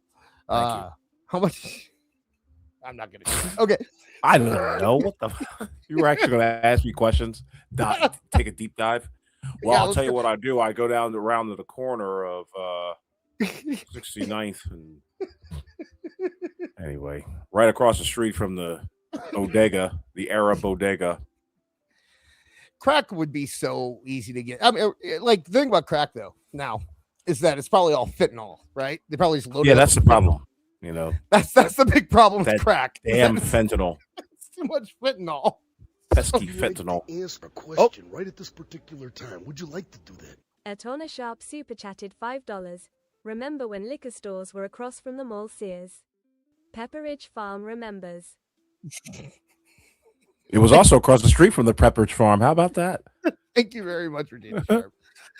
We appreciate Regina. everything get you've her a given us mic. tonight. Yeah, definitely. She has one, basically. All right. So here we are back, and we got a few more news bits to get into here. So let's go to our news screen. And you know what? First off, I think to me, this is interesting. So our good friend. Let's find out. Our good friend Brandon Thurston. Remember him? Remember Brandon Thurston? Thirsty Thurston? I guess so. The guy who runs WrestleNomics. Yes. I spent a year trolling that man until I basically put his rating stuff out of business because you don't see it anywhere anymore. Oh, Jesus Christ! At Lissab1278 super chatted $49.99 for your computer and crack Holy fund. shit. Thank you. Oh my gosh. Thank you so much. Listen, I don't really need a computer. I do need crack. I was so sure it was going to go the other way when you started that. No. That's how it goes. Anyway, yeah, thank you very much. Thank you very much. Wow. Thank for the you guys $50 so super much. chat, my man. We Awesome. really do appreciate it. Thank you, Lisa. Man, I was not expecting that. And you got really. your Glom Gold. You got your Glom Gold too. So wow. What a night this is. I can't. You know what I think we need on This Is Awful, and I think Beard will agree with me on this if he's listening. We need more Transformers drops. Okay. Yeah. You want to get some Transformers drops, huh? We'll leave that up to Beard because there are just so many great one-liners in the old Transformer tune. That's what I'm talking about, especially the Transformers movie. Okay. Okay, beard. Yeah, that's you got a goal, beard. You got a task here. Let's get some Transformers. I would be all more. No one summons Megatron. Well, then it I was pleases never- me to be the first. Sorry. I was never a huge Transformers cartoon guy. I liked the toys when I was a kid, but I just never. I don't know. The cartoon never Really? for me. What were you, a GoBots kid? No. I was I think it was slightly before my time. Like slightly. Like I Yes. was more Ninja Turtles and Ghostbusters and that kind of stuff. So I think it was just like a little tiny bit before my time. Same thing with G.I. Joe. I never got into G.I. Joe either when I was a kid. So but thank you so much, Lisa. Like I said, all this money is going back into the show. So we Yes, really thank do you, appreciate Lisa. it. Very, very much appreciated. Anyway, so yeah, Brandon Thurston, who I trolled for a year and put him out of the business of making ratings charts, has now come into. Oh, you're taking that credit, by the way. I Absolutely. He stopped because of me. Okay, I mean, that was all right. Right. Right. Anyway, he has a new report, and this one is actually pretty fair and balanced. Brandon Thurston of WrestleNomics.com reported that AEW's All In Texas event at Globe Life Field qualified for public funding through the Texas Events Trust Fund, but the promotion will receive less than the 1.08 million originally approved because actual attendance was significantly lower than projected. The initial estimate was 33,490 attendees. At Honor Sharp Super Chatted $5. One shall stand and one shall fall. Thank you. Yeah, exactly. I stood. Anyway, the initial estimate was 33,490 attendees with 32,500 spectators. So that means that the rest of them were employees and guests and that kind of thing. But certified attendance was 23,759 total, including 21,973 spectators, 29% below projections. As a So result, Tony Khan went to the Arlington government, I assume, and they gave him. They were like, "Listen, how many people can you bring in?" He was just like 10 billion people, and then they somehow dropped it down through hours and hours of negotiation to 33,000 people, and then when he didn't get it, when he over promoted and undersold, they gave him a little less money. Do you think that has anything to do? Like, do you think that that's profit, my friend? oh no, Yeah. no. There's no way. They said it's likely to be around $700,000 now. That's the cost of one episode of Dynamite. Yeah. And with the, I mean, you know, you listen to Dave will just kind of make up numbers on the fly about the pay-per-view buys. Like, I believe there was one where he said like traditional pay-per-view buys were around 100,000. Right. And then he said, and I would guess that they probably got around 30 from Max and Amazon. And then the next time he reported the number, he said it was 130,000. So he made something up on the fly and then proceeded to say it like it was fact every time from that point forward. Yeah. So you're talking, I mean, you can do quick math. You're talking you're talking about 100,000 traditional pay-per-view buys at what do they charge? 60, 50, 60? What do they charge? $50, I think. $50. Okay. So you're talking about 500,000 right there, right? Yeah. That's right. That's right. 50, 500. Something like that. Anyway, so you're talking right around there, and then the TV gets their cut. That's why I hate doing math. I hate doing math too. That's wrong. That's very wrong, isn't it? Any regard, here I can do. Freaking pull up my phone. I hate math. What are you doing? Did you pull up your phone yet? No, I did not yet. Okay, I got it then. Okay, so we're talking 100,000 times 50 equals. No, that's right. 5 million. Okay, so 5 million. Sorry. So they got 5 million from that. Traditional TV takes their cut, which I believe is around 85 or so. So they probably made over, let's call it a cool. Let's just round up and call it $1 million from pay-per-views alone. When you take out the fact that they had to pay for the building because it wasn't a paid show, and you take out all of the expenses that they have, you said that an average Dynamite, you did the math on that before, right? It was around 700,000. A little bit more than actually, So that's for a Dynamite. That's not for a All In. This All In show paid for this week's Dynamite. Yeah. So essentially, so they're not making bank here regardless. And also, this is tax money. This isn't like they earned that. This is the government the Texas government giving them this money, which WWE takes advantage of too, and you should take advantage. They get a lot more. Yes, they get a lot more. Now in the chat they were talking about how there's seems to be some deja vu around this, and that's probably because at All In, the first All In, that was when they said they had 81,000 something, I believe. Right. And it ended up dropping down to what was the 72? 72, I believe. Somewhere around there. Yeah, I don't have the numbers on me, but it was way lower than what was originally projected and propagandized out there. Right. Now, this one's interesting because I believe there were some actual like court issues here where Texas was like demanding that they show them the real numbers or something. And then Brandon Thurston tried to get them and Tony tried to block them from getting out. But Brandon Thurston got them, yes. Brandon Thurston got them. Art of professional wrestling. You don't. Atona Sharp super chatted $5. People are yelling for you to look at the date on the article. October 9th, 2025. Okay. Yeah. October 9th, 2025. I didn't say it came out this week. I just said it was brought up by Alfred. It was brought up by Alfred. How do you pronounce his last name? Konowa. Yeah. Alfred Konowa brought it up this week. But we didn't cover this on Toonie Talk. Trust me. I remember not covering this on Toonie. Unless I wasn't there. Did you guys cover this on Toonie Talk? I remember covering it. I don't know if it was on Toonie Talk, but I didn't, You do other shows. So, yeah. So, but, yeah. Okay. Yeah, they didn't get a lot of money. And as I said, I think this year for All In, they're going to do considerably less than they did last year. And they're going back to Wembley. So I think I said they're going to be pulling under 30,000 people. For this year's All In. Because everybody's talking about Will Ospreay is going to win his championship and all that mess.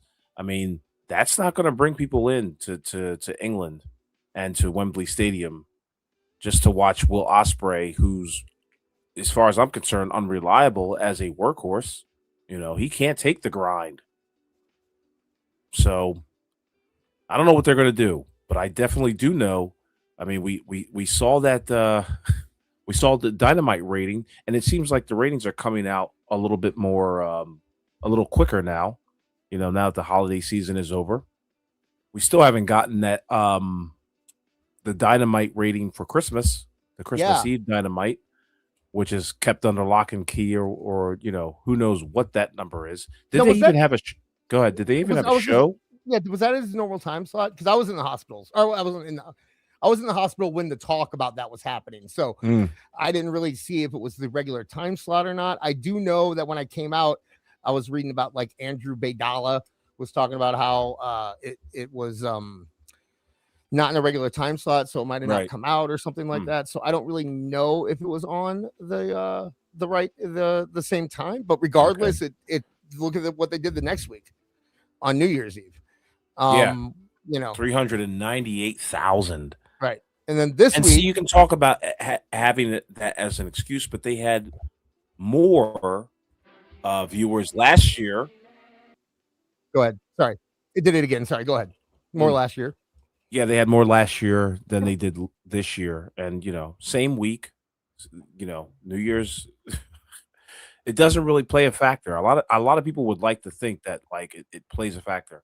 But if it does play a factor, and Tony Khan was really interested in like keeping up his show, he should have just did a best of and reminded people of all the great things that took place in the year 2025 for AEW. Of course, he didn't do that. He wanted to plod on and trot on, and he's paying for it. because I think he's burned out as a booker and as a writer. I don't think he'll ever let known that information, but I can guess that he's based on the history of a lot of people who have said, like, yeah, dude, booking is difficult. I'm trying to think of a name. Paul Heyman has said many times, like, you get burned out on this thing. Bruce Pritchard, I believe, says you get burned out after a while of like writing and writing and writing. And that's what's going on with our boy Tony Khan. He refuses to give up the book, and he's out of ideas. Yeah, it's the old Memphis thing, right?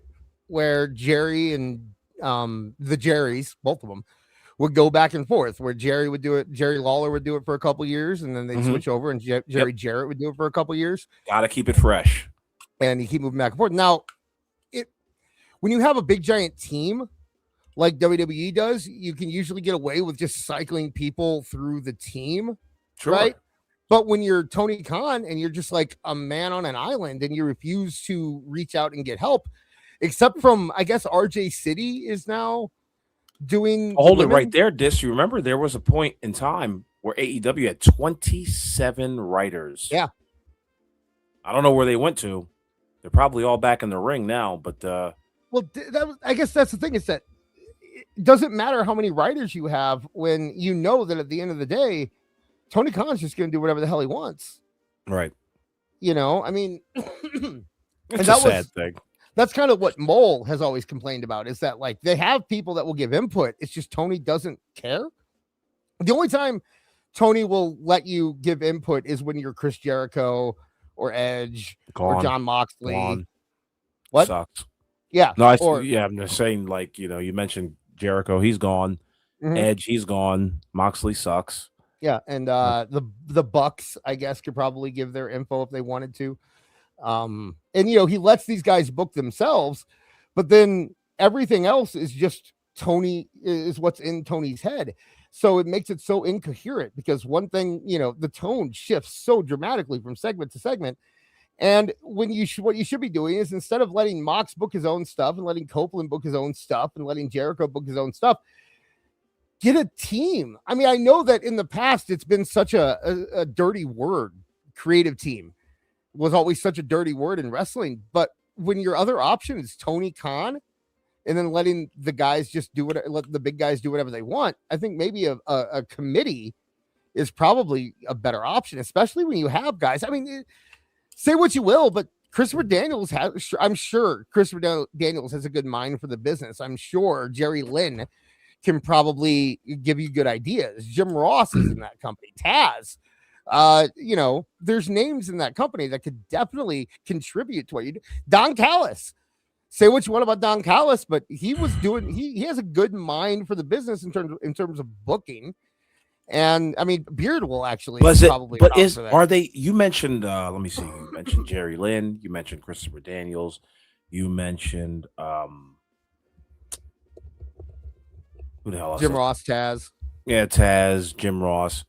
Aside from Jim Ross, none of these guys are big ticket None of these guys were big ticket attractions, so they're only going to have a certain type of booking prowess. They're not. Do you think that Christopher Daniels knows how to book for a gigantic main event? You know do you what? think Jerry Lynn knows how to book for a gigantic main event? Main events that Jerry Lynn, yeah, I'd say Jerry Lynn, because I think Jerry Lynn probably studied a lot under Heyman, you know, back in the day. And I mean, we don't know, but the thing is that I know that Tony doesn't. Right. So what would you rather do? Just see the same old thing every week that we know doesn't work, or give to somebody and see if they can make something work?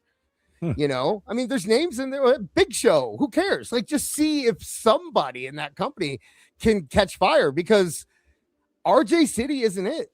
Will Washington isn't it. You know, these guys that Jim Pepperman isn't it.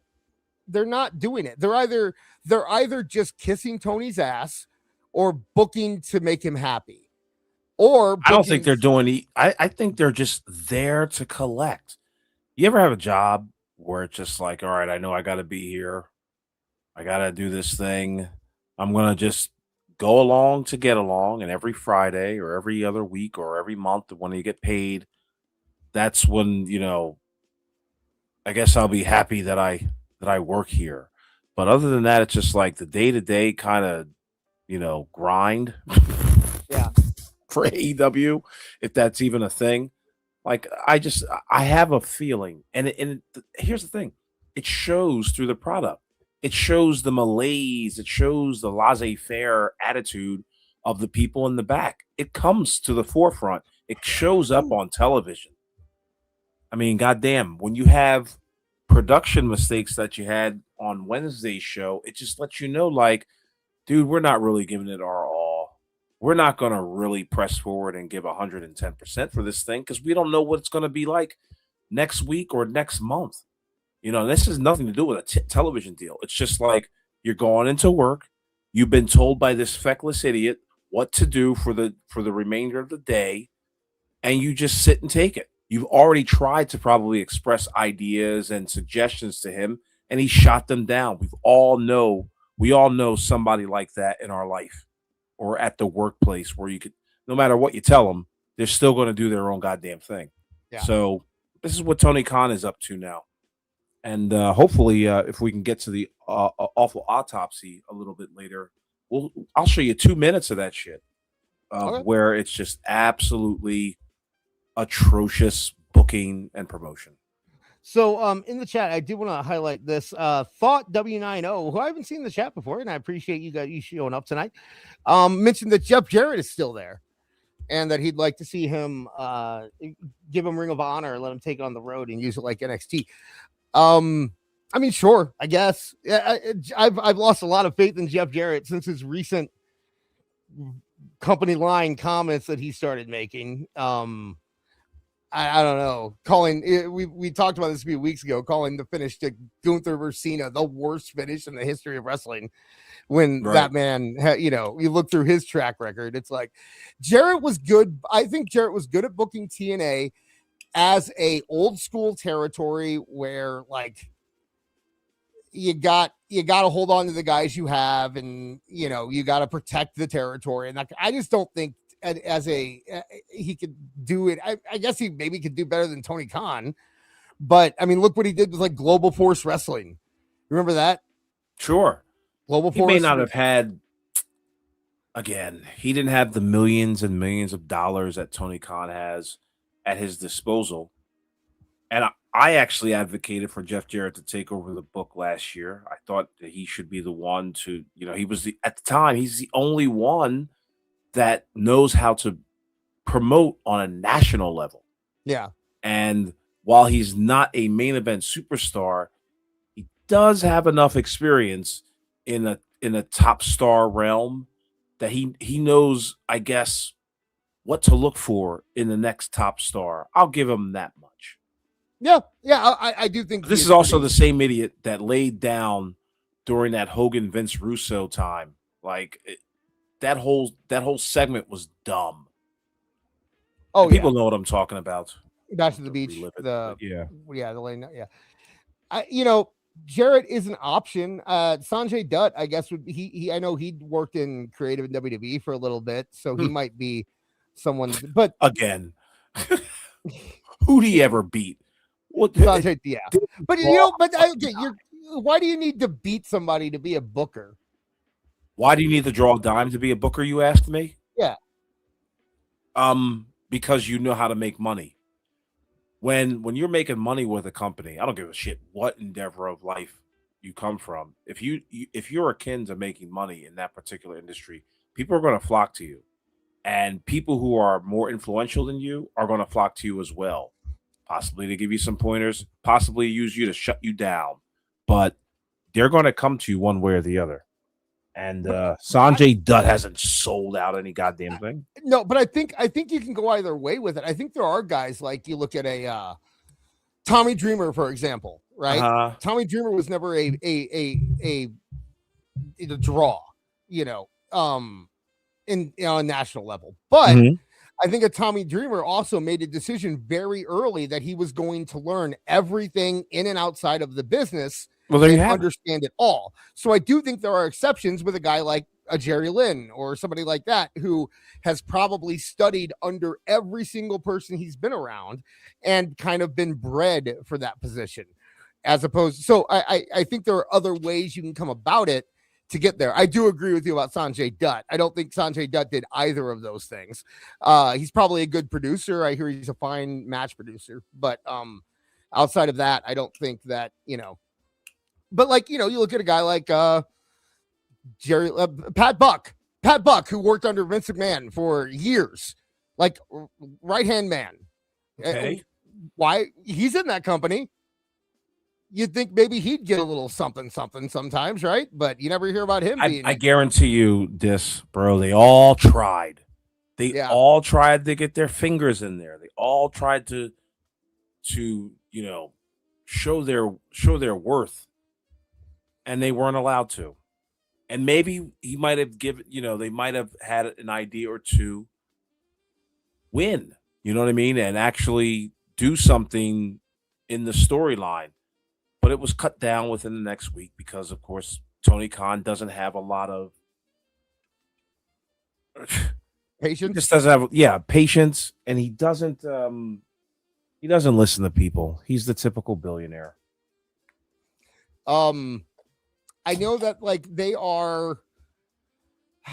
I heard something about possibly them kind of making a deal, not so much a deal, but like they want JCW to do well. They want Juggalo Championship Wrestling to do well because they'll pay guys when they're not like there's someplace they can send people to get them paid kind of thing. And possibly because I imagine that Russo would be more interested in like going against TNA. Like he's maybe use them as their TNA, their proxy in that weird war going on. Here's the thing, I think we all have fatigue with Tony Khan. Like we already know his psychological workings. We all know how he operates. We all know his MO. And these next 2 years, like, you're not going to see a change. You're just not going to see a change in the product. Nothing groundbreaking or earth-shaking is going to happen in AEW in the next 2 years. This is what you're going to get for the next 2 years. And so sorry to tell you, like, I may win, I may lose, but either way I win because I'm just going to – it's already been proven that this guy cannot run a wrestling company properly. And whether he goes past 2027 – by the way, I also believe that when 2027 hits or 2028 hits and they're still in business, I have a feeling they're going to celebrate like nobody's business just for the fact that, I'm no longer around at that point to like do a book or anything like that or to make fun. So is that the best? They stick around? Are you just going to be gone? Or are you just is it the account's over? Hold that thought. At Mr. Jamie Jam 88 super chatted $4.99. I heard the sickos are incredibly mad at Mike Santana because he said being in AEW made him miserable and nearly killed his love of the business. Yeah. Sure did, bro. Thank you very much for that. Yeah. And that's that man's truth, by the way. I remember hearing that story while he was still in AEW that they just completely destroyed it for him. And with him, who was that? Like one of those guys, Air Gold or one of those dudes was posting, and it was him and Kazarian, and like Kazarian had 2 matches on Dark. It's like, motherfucker, Kazarian was your tag team champion, the first tag team champion, and it is meaningful for them to be. Now, what do you think about punching up? I know we're not big fans of punching down, but what do you think about punching up? TNA going after AEW. I wouldn't recommend TNA do it. But I don't think TNA is even going to do it. Like, it's not even really a thought. I mean, they did. That's what okay. So Mike Santana was out there to cut a promo, and he spoke truth. I get what you're saying, but it's he didn't mention him by name. He didn't mention him by name. He could have been anywhere. He probably was. But the fact is that he didn't mention the letters. He didn't mention. We all know what he was talking about. But if you're going to call that a salvo, if you're going to call that a low blow, stop. That's just a guy doing a promo. Okay, it's one guy. I'm with you. Yeah. Actually, because I've said it. I don't mind talking about your past in wrestling. I don't even mind if when an AEW guy talks about back when we worked for the other company and we went head to head every week and that kind of. You're just talking about your history. That's fine. Right. It's when you come out and say if he would have come out and said, "I'm so glad I don't work in that shithole AEW anymore. They don't." Tony Khan is a.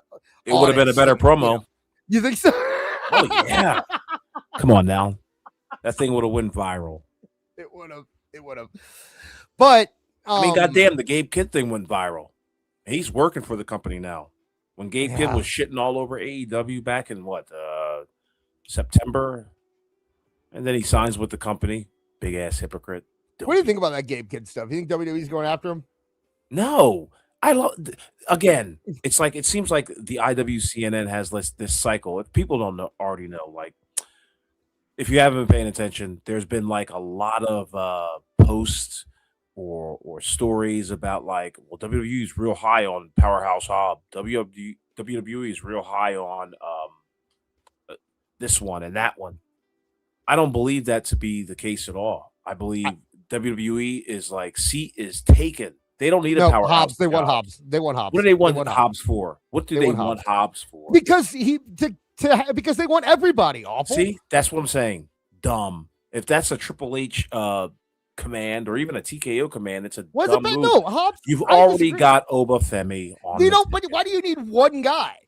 You're talking about a company that we've been talking about for years are going to expand. They're going to have by the time we get to the end of the next deal, I bet there's going to be 2 more brands that they need to get deals for. I bet you're going to have a Europe. I bet you're going to have a Japan. I bet there's other places for these people to go. And just to be like, well, they have Obafemi, so they don't need Powerhouse Hobbs. Fuck that. Get them all. Because you know what? No. You don't do that for business purposes and for visibility purposes. You've taken the guy who was floundering, who is floundering. He's not floundering. He's the best part of that company. What? He's one of the best things in AEW. You're saying he's floundering. Oh, I can't wait till you watch the autopsy then. You're talking. I'm not because they give him crap. They give him terrible stuff to do, but he's definitely one of the standouts in AEW. Okay. All right. Fine. Yeah. You know what? WWE, I want you guys to sign Powerhouse Hobbs. I want you to sign Orange Cassidy. I want you to sign. Wait. Hold up. Don't put that on me. Don't say that. I said Orange. No, I'm putting it on me. I said I'm going to act like an idiot and say that we should bring in all these people because it's just good for business. Okay. I'm being completely tongue in cheek, by the way. First off, you really stretched my words when you add Orange Cassidy to that. Awful. Thank you very much. I did not say Orange Cassidy. To the limit, by the way, stretched to the limit, past the limit. No, I think Hobbs has a place. That dude has a look. He has talent. He can talk. He was in AEW. See, let me give you a perfect example. And I don't even watch the fucking product, but I'm getting the same vibe from Powerhouse Hobbs as I got from Ricky Starks. Like, all the potential in the world, but he won't step up. He won't take charge. What he did on Wednesday, like that is just such buffoonery. You shouldn't even have wanted to be a part of the match that I saw with him and Swerve Strickland and Hangman Adam Page and Hook. Go ahead. What position is he in to say no? You got to say no sometimes. When you have to show some strength. I don't want to see Powerhouse Hobbs in AEW, and I don't want to see Powerhouse Hobbs in WWE. And that's just the long and short of it. You're not going to make him a bigger star. No, wrong. His cachet is ruined. Tony Khan. There are some people that Tony Khan has ruined beyond oblivion. Okay, and Powerhouse Jobs is one of them. No. Yeah. No. Dude, Okay. I'm sorry. I just disagree. I disagree. I'm not going That's to say fine. you're wrong. I'm not going to say you're wrong because it's all opinion here. Mm-hmm. But I just, Powerhouse Hobbs is that dude. Even if you just bring him in and have him be Braun Strowman, that's fine. Just let him go in. He'll win a couple titles. He's not going to be your number one guy. Comparing him to Oba, comparing him to Obafemi is weird because I don't see him anything like Obafemi. I see Powerhouse Hobbs more like a upper mid card, lower main eventer who can always be like a Bronson Reed, like a Jeff Cobb. No, not Jeff Cobb. Jeff Cobb was a Rock thing. I don't understand why they brought Jeff Cobb in the first place. That dude, he was Rock had a hard on for him for some reason. He got a job. I don't get that. But no, as a lower min, like I said, not everyone. This is the brain rot that's going through wrestling fans right now. Everyone that comes in has to be a champion, or else they're useless. We need every single person to be the top guy, or else they don't belong anywhere. That's not my lane, by the way. That's the argument I have 10 times a day on the internet. You know. About arguing with these knuckleheads. It's because, like I said, there's no Powerhouse Hobbs as in a Big E role or a Braun Strowman role or somewhere around there where he's just a guy that you get through to get to the top is where I would put him. Right in AEW. Let him lay in the bed that he made. Seriously, that's the only reason he's in AEW is because of COVID. The only reason he's there is because of COVID. That's the only reason he's there. WWE had a hiring freeze. Mark Henry talked to him into going to AEW, and he ended up there. Again, let him lay in the bed that he's, that he made for himself. Okay. You don't like AEW. No, I don't. And I don't like, like how people go, Powerhouse Hobb. I mean, he's got, there were very few people in AEW that had it, and they've got them all now. They've got them all. They've got Jake Cargill. They've got CM Punk. They've got Cody Rhodes. I wasn't too high on Ricky Starks. They've got Ethan Page. Ethan Page, thank you. And they got Stephanie Vacker. They've got them all. I know that Big E was champion. I said he can hold the title a couple times. I'm just saying he's not got to be the big star. That's it, dude. Okay. Yes, I understand. Big E held the title. Yes. Okay. Sorry. See, now you're going arguing. Well, because you twist my words, and then it ends up sounding like I'm saying that Powerhouse Hobbs. By next week, the word on the internet is going to be Dis thinks that Powerhouse Hobbs should be the number one top wrestler in WWE and should beat Obafemi tomorrow. That's what always happens after these shows. Saying that AEW can just keep Powerhouse Hobbs. In fact, let his contract roll the fuck over. There's no need for him to be.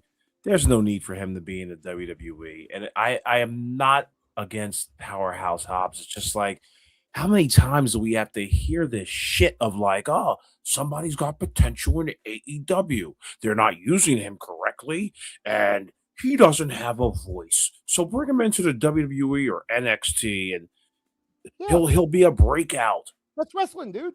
Nah, that's what it is. Build all the NIL students that you got. Build the ID people that you got.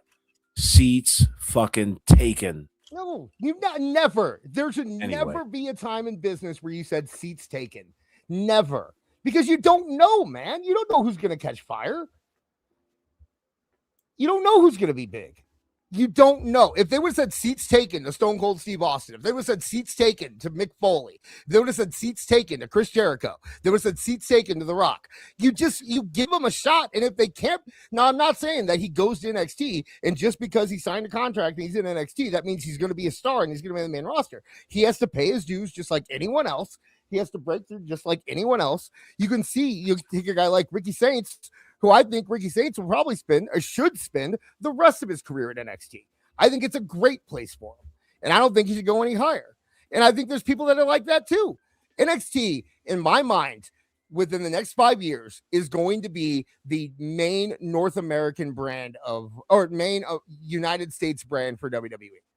I think Evolve is going to take the developmental thing. I think NXT is going to move up to be like the touring US brand, and WWE is going to be fully international. And when you do that, you know, Hobbs would be perfect on a touring US brand for NXT. Yeah, keep his ass in AEW. That's all I'm gonna say. Like, I'm not gonna make some big think piece about this. I'm saying, see, it's already happening. They're like, WWE doesn't need 500 people in the company. I'm not saying 500 people. I said Hobbs. I said one person. See how he backwalked, folks? The audience and I all know what you said. I hate you guys so much. I thought Marv taking a step back was going to make it so I can actually get my thoughts across. What do you guys do? Do the same thing, gaslight me to think I'm saying something I'm not saying. You kind of did, because when I said that the seats was taken, you said you should, you know, the seats should never always be taken. Yeah, I don't think the seat should ever be taken. That doesn't mean that I think they should sign everybody, but I think it means that if there's someone out there who has a look and has talent and looks like he might be able to do something and maybe make you some money, then yeah, give him a shot. What's the worst that can happen? My safety, my life was in danger. At UA ** super chatted $4.99.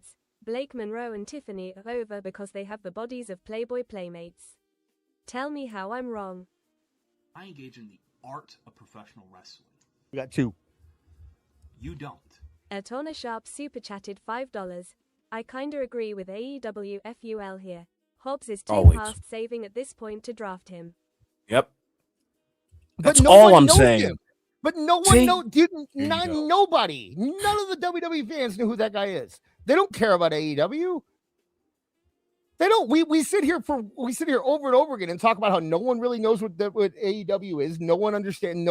We say it, they're irrelevant. And then when we're talking about bringing people over, we're like, well, they ruined them. They can't get over in WWE. So which one is it? Keep his ass in AEW. I'm just saying. I'm really not trying to like argue like bullet points over this. I just don't think the man has the stuff. Okay, he's been ruined. I'm not mad at you, Awful, by the way. This is fun. I know you're not. This is what we do. This is what it is. So, but if anything, my friend, it would be a great. I've got proof of what I say in this awful autopsy. That's for sure.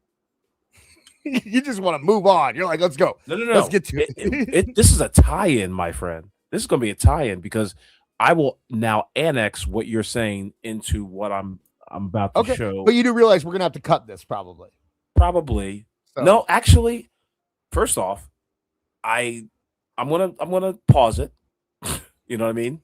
There is no sound except for a few inserted ha-has in there. But I guess when should I share my screen? I'll flip it over to the big one. So you know what? Why don't we do this real quick? Sure. Because it's getting to be about 2 hours, just in case this doesn't make it to the replay. I just want to thank you guys for hanging out with us tonight and listening to us, and make sure you check us out on Tuesday over at Tootie Talk Wrestling. But now that I've done that, we will go over here and I will make your screen bigger.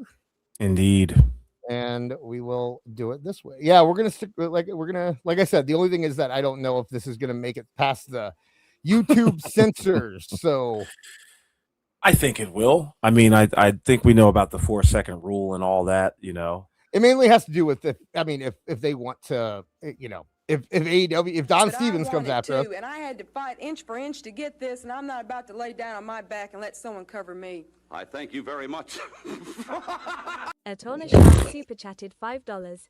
I think they ruined him for WWE style. Not that he couldn't get over. Have you seen that body, Roa? Okay, I'll that's an argument I'll listen to. Yeah, definitely. I could see that. My only thing is that he was working with Mark Henry more than anyone else in terms of development. And I think Mark Henry was probably teaching him the WWE style. So, you know, but we'll see. So it's a great tie-in because Will Hobbs is involved in this awful autopsy. And what I do here in this particular segment is I kind of break down certain points of matches. I'm sorry. Ewan's Yeah, complaining because we didn't comment on his Blake Monroe and Tiffany are over because they're the bodies of Playboy Playmates. Oh, tell me how I'm wrong. I mean, I think it's both. I think that I don't think you could get over just with the body of a Playboy Playmate, but I think that the fact that they're at least decent in the ring and can hold their own, and then have those bodies, definitely, yeah, absolutely. It helps.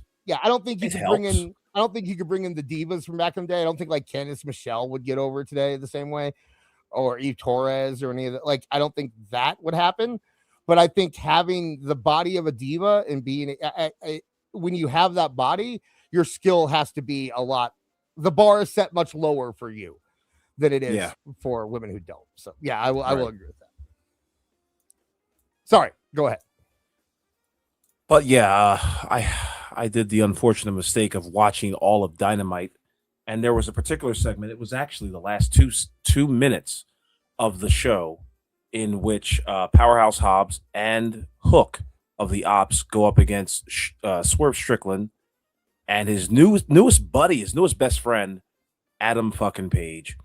And of course, it was a lights out match, which means it's no disqualification. They actually had the lights go out in the first 5 minutes of the match. And it was absolutely fucking atrocious. I don't know if you've seen it, but they cut out the ring lights. And these guys are wrestling, outside the ring. But anyway, we're going to take a look at the last 2 minutes of this fucking chicanery. All right, what we have here is Powerhouse Hobbs is kind of in a terrible predicament. Adam Page is now going to perform a move on Powerhouse Jobs on cinder blocks. On fucking cinder blocks. And I had to take a look at this. I had to look at like at least 10 times. I was just like, there is no way in the world that you can make this particular spot safe. So here we have Adam Page lifting up Powerhouse Hobbs in order to do, what would you call that? Because I have it a rear-sided tombstone. What would you call that? Okay, yeah, I'll give you that. There is a name for it. I just can't think of it off the top of my head. Yeah. I've seen it before. Yeah. I remember ECW. Someone used it in ECW. Yeah, it's pretty remarkable how this even made it through, if there is such a thing as standards and practices in AEW.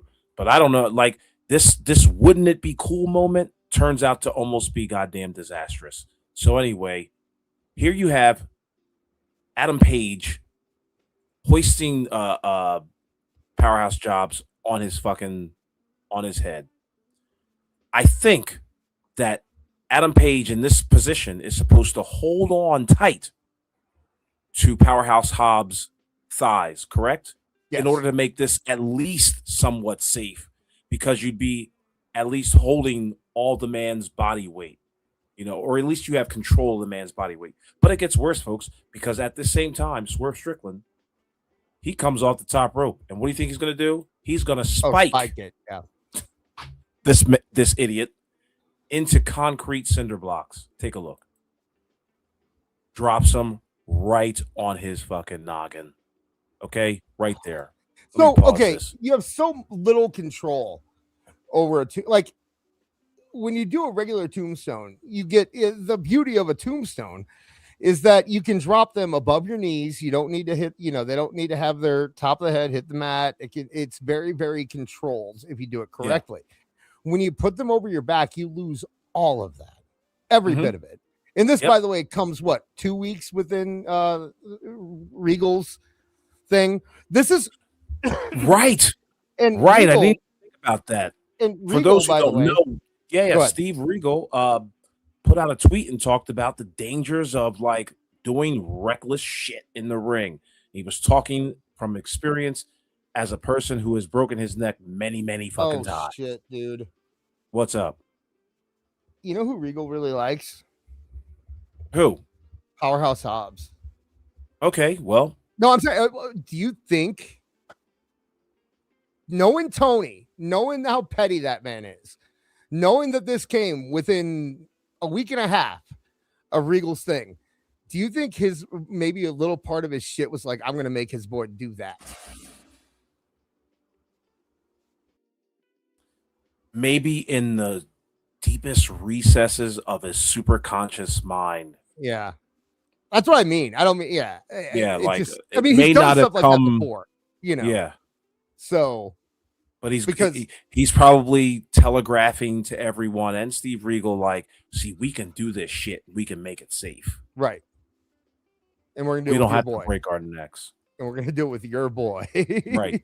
Yep. But in this particular instance, Swerve is about to spike Powerhouse Hobbs right on his fucking knob. In San Francisco, I went downtown looking for a woman. I couldn't find no woman. I found a lot of men that look like women.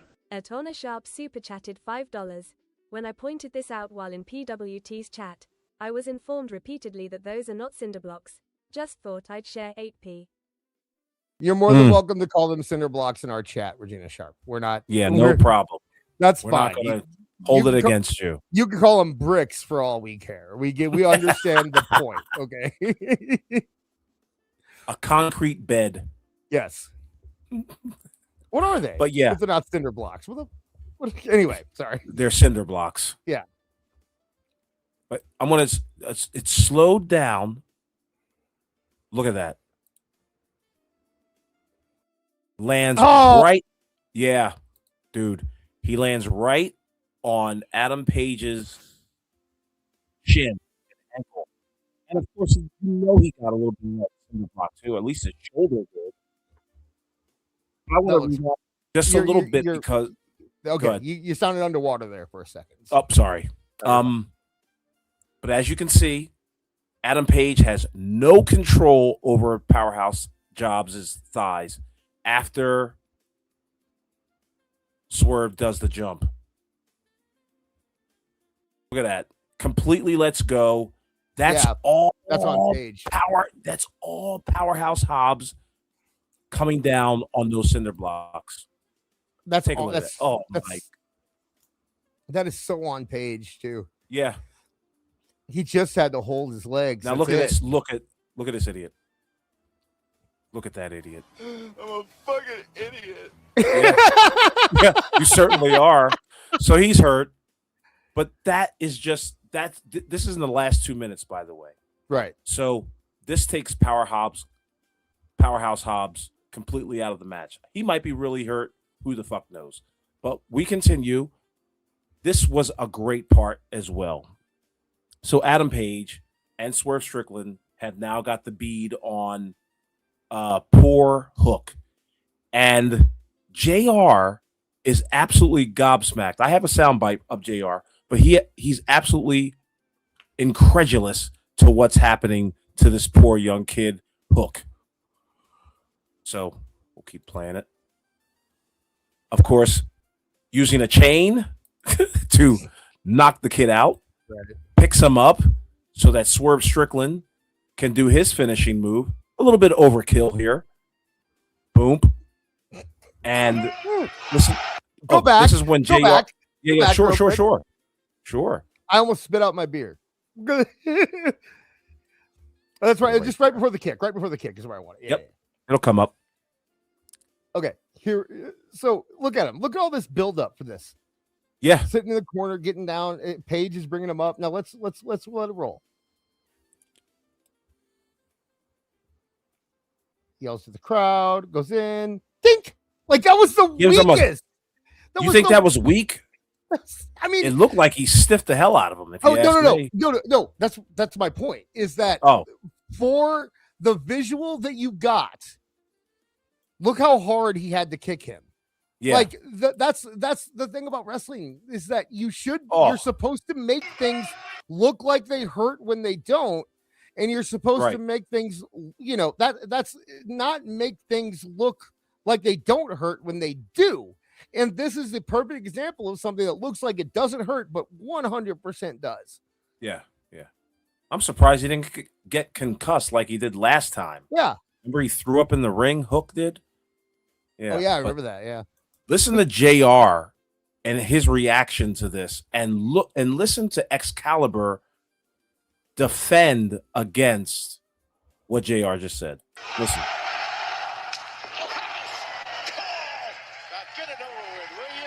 Now get it over with, will you?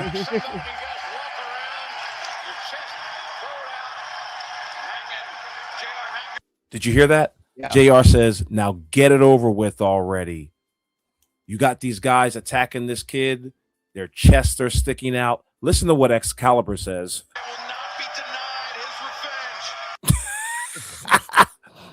Fuck what you said, JR. Adam Page will not be denied his revenge. Adam Page burned down that man's house. Yeah, that guy right there. This guy right here. He burned down that man's childhood home. Yeah.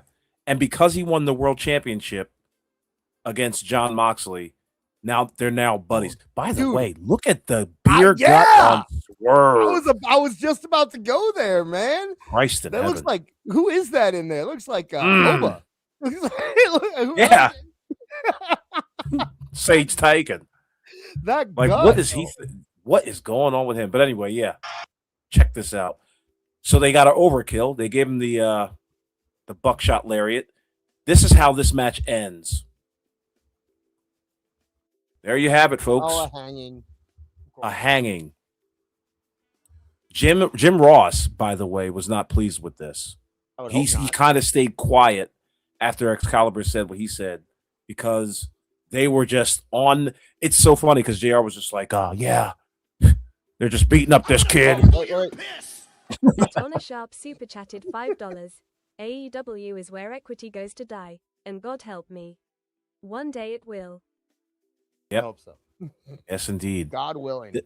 But this is how the match ended. Remember, there was a time where like stuff like this was like haram. It couldn't be done. It was absolutely illegal. In fact, I believe one of their mainstays, Bryan Danielson, and their ring announcer, Justin Roberts, were involved in a similar altercation like this on television on WWE Raw. And Bryan, he got canned from the company for doing this public hanging. Call me prude, man, but I'm all for bringing up more standards. Dude, we need standards back. We need shame back. We need something back, man, because something's got to give. Yeah.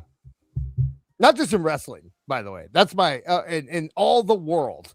We need to bring this stuff back because this is I don't want to see dudes get you. Okay, so I want to leave it there for a second. Yeah, let's leave it there. Let's leave it hang there. We're wrapping up here soon. Literally. So I was talking to somebody or I was responding to somebody and it's Brian Alvarez actually. He was talking about how of course we don't want these people to get hurt in these matches.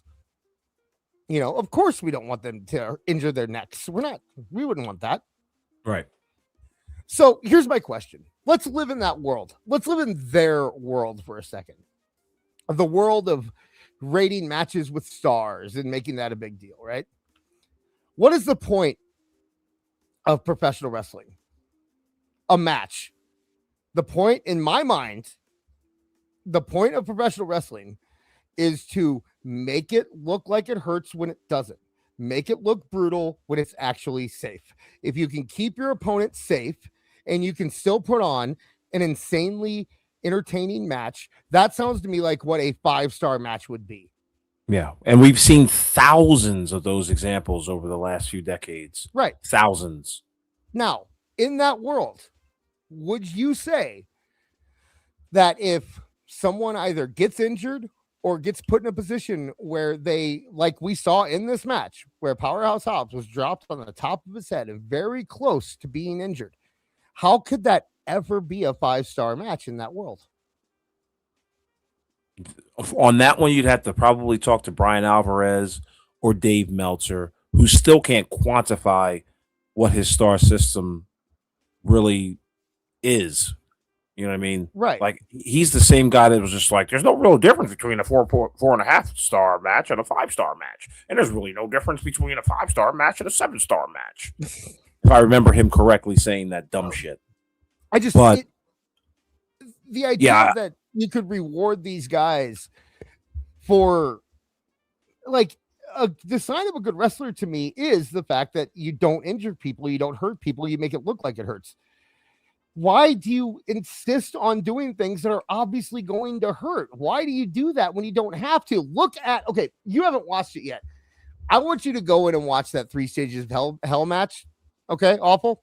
Mm-hmm. And I want you to do it through the eyes of them putting on a match that looks brutal, but is remotely safe, comparatively, right? I mean, people were complaining that like they didn't, first off, somebody complained that nobody bled, but Cody did bleed, so I don't know what that's all about. But it's your normal stuff like, oh, it's just WWE brutality, blah blah blah blah blah blah. But right. In terms of and also they were getting mad that the first match was a regular match, which I think is a standard thing in 3 Stages of Hell matches. But they told a story, right? Drew got through that first match and he did it with a low blow. That's how he got through the first one. It was like 4 minutes. He caught Cody with a low blow, got him, pinned him, done. And then the second match happens. It's Falls Count Anywhere. Cody kind of gets in his bag from where he was with Cena at SummerSlam, and he can kind of flow through and eventually get to the point where he beats Drew. But that cage comes down, and once he gets caught in there, Drew started fighting like Drew does. He's scrappy. He's desperate. Mm-hmm. He'll do anything to win. He didn't do anything outlandish, but he would just stay alive, and he kept trying to get the cheap win because that's what Drew does. He's a heel. And it led to Jacob coming out at the end. It told a story. The match lasted like 45 minutes.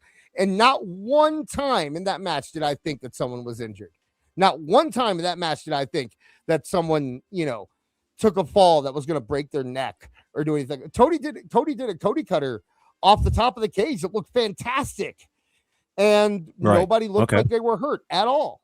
I mean, they looked like they were hurt in the terms of how you should look when you're wrestling a match. But I mean, you didn't think the rep was going to call for an X or something at any point.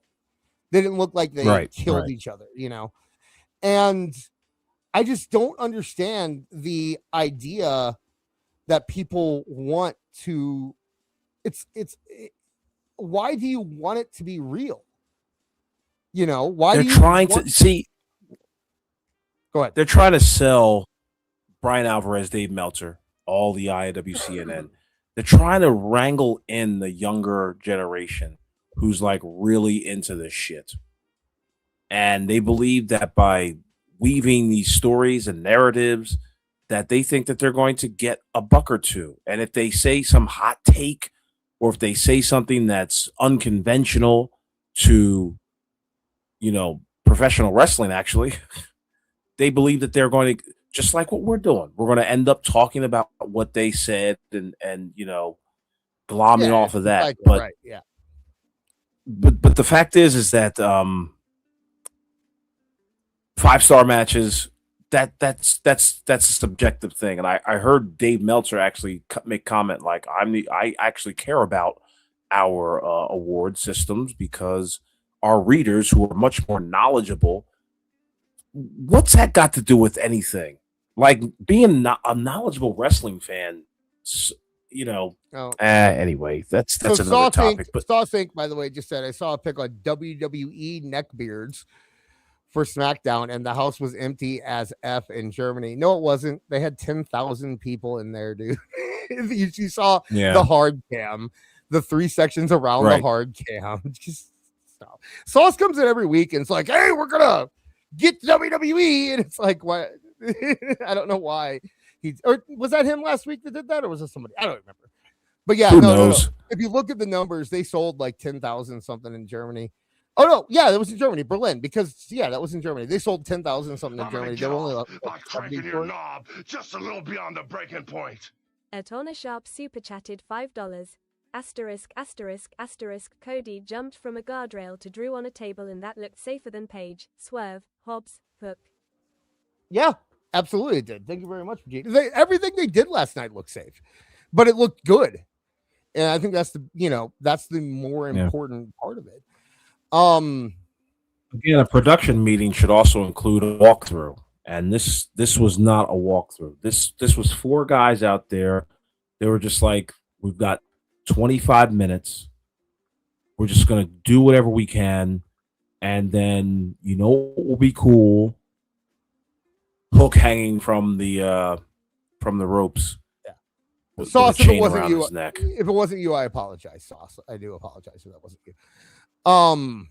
Yeah, that definitely. Okay, so Jake says it wasn't. But now back to Powerhouse Jobs. Actually, Okay. now what do you think of the man? I don't see that being. I mean, Paige dropped him. I don't see how that. busting up.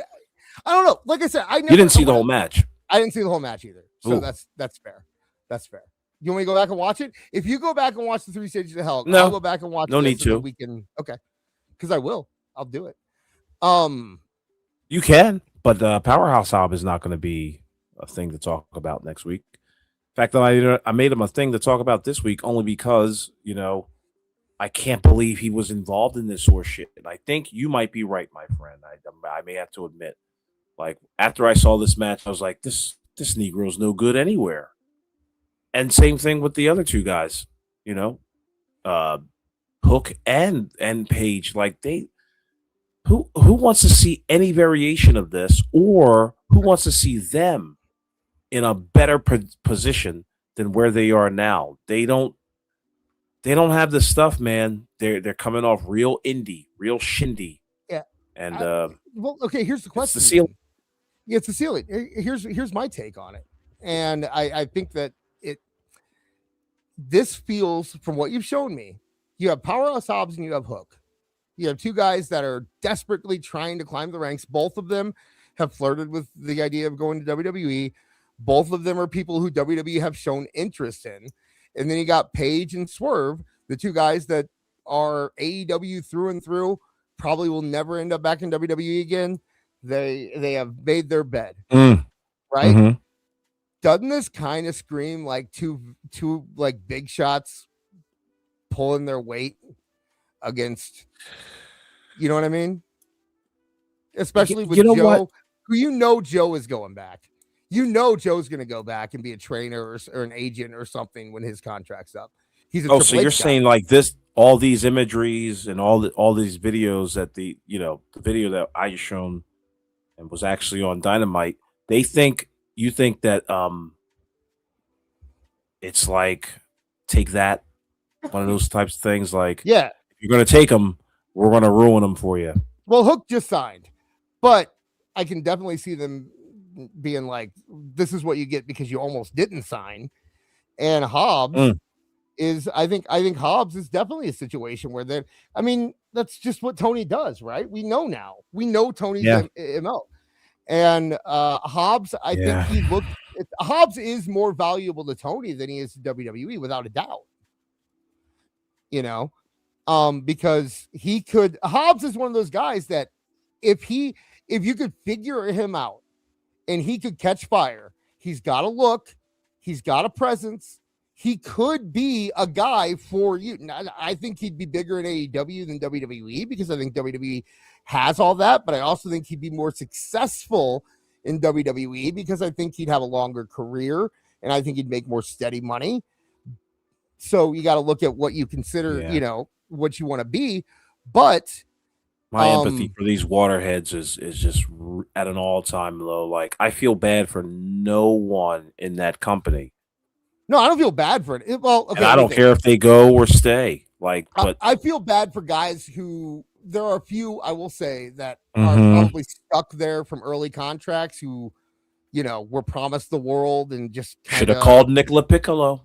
Nicola Piccolo wasn't a big thing back then, so you couldn't call Nick. I'm talking about, like, I felt, okay, you know what? Do I feel bad for anyone now? No. I did feel bad for Ray Phoenix when that stuff was going on. Okay. Because I think That's what I'm Phoenix was, saying. That's what I'm saying. This, like, all the people that WWE needs, they've already got. After that, it's now a wanting game. And I really think that they, it's just like, well, okay, like you look at Private Party. They're real young. So you could still get 2.5 decades out of them. So bringing them in under a developmental deal when they haven't been they definitely haven't been ruined at this point. I think the long game on them is good. I think depending on how you use a Danhausen, if you do keep him in NXT, you do keep him as a character, you don't make him a real wrestler or AAA or something like that, there's value there. And I think there's a lot of really younger guys, or especially with the women. Willow, I think Willow still has an upside to her if she went to WWE. I don't know. What do you think? I'm gonna let the music play while I let people digest what you said. What I say?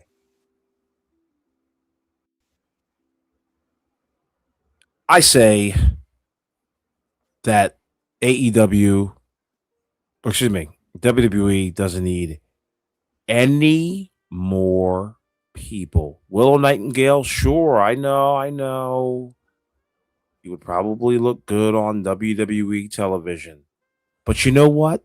You know who would also look good on WWE television? Fucking anybody else. Everybody would look good on WWE television. But now, what do you do with them? That is the question. You're talking about WWE as if it's in a holding pattern and it's not going to get any bigger. If they expand, they need more talent. That's it. They don't need this talent. How about that? Okay. Keep mining in the minor leagues. Go to the parking lot feds. Go to the circuses. Go to the backyard. Stop looking at AEW. Don't you think there's value in keeping them out of there too? Don't you think there's value in going, okay, you know what? There's a 1% chance that Will Hobbs is going to catch fire and he might be a problem for us down the line. But if he's working for us, why not? You got to stop with this. If we know about Tony Khan, they do too. He couldn't book himself out of a paper bag. Yeah, but we're talking. You're talking as if everything. You always talk about everything as static. That things are going to stay the exact way they are. How do you know Shad Khan's not going to come in next week and say, you know what, I'm done with this. We're hiring. Because he would have did it 4 weeks ago. No. That's why. Because he would have did it 5 weeks ago. He would have did it a year ago. When ratings. Well, that's why you're getting the opinion that you think that my shit is static, because just like this shit would have already been done by now. Right. But I remember back in 1999, and I never thought they would kick Eric Bischoff out of WCW and replace him with Vince Russo. Mm-hmm. Right. I never thought that would happen. And then you go back 4 years ago, and I never thought that they would do a corporate thing and get Vince out of WWE and replace it. I never thought these things would happen, and they happen. So I have to, when you look at stuff like that, if it's going to cost you the same amount as you spend did you just compare gigantic major business moves with trading off of Will Hobbs from AEW? I compared that to getting rid of Tony Khan as the head booker of AEW. We're not trying to get rid of Tony Khan. We're trying to keep Will Hobbs right in AEW and all the rest of them. If Jim Ross took control of AEW, he'd know how to use Will Hobbs. If you get somebody who knows what they're doing, there are pieces of that puzzle that they can utilize correctly. And if you can spend, 10% more than you would on an NIL guy and pick up a guy who could be a threat in another company, why not? Dude, if I worked for WWE and they were like, what do you think about Will Hobbs guy? Keep him there. Keep him there. Why do we need a Will Hobbs? So we're going to pull the same formula of big man.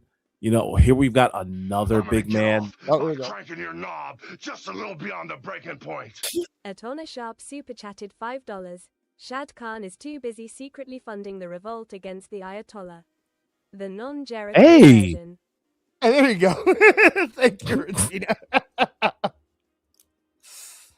don't know. I think there's two sides of it. I think part of it is, making sure that I don't know. I think that Will Hobbs specifically, my thoughts are Will Hobbs, Private Party, and a handful of guys are worth picking up if their contracts come up and you can get them cheap. And I don't, when if you're like I said, with expansion coming up, which you know is going to happen, they keep doing it. Just why not? What's the big deal? Would you rather? Would you? I do prefer bringing in. I like the NIL program. I like building from the ground up. I like doing that. That's where I prefer people come from.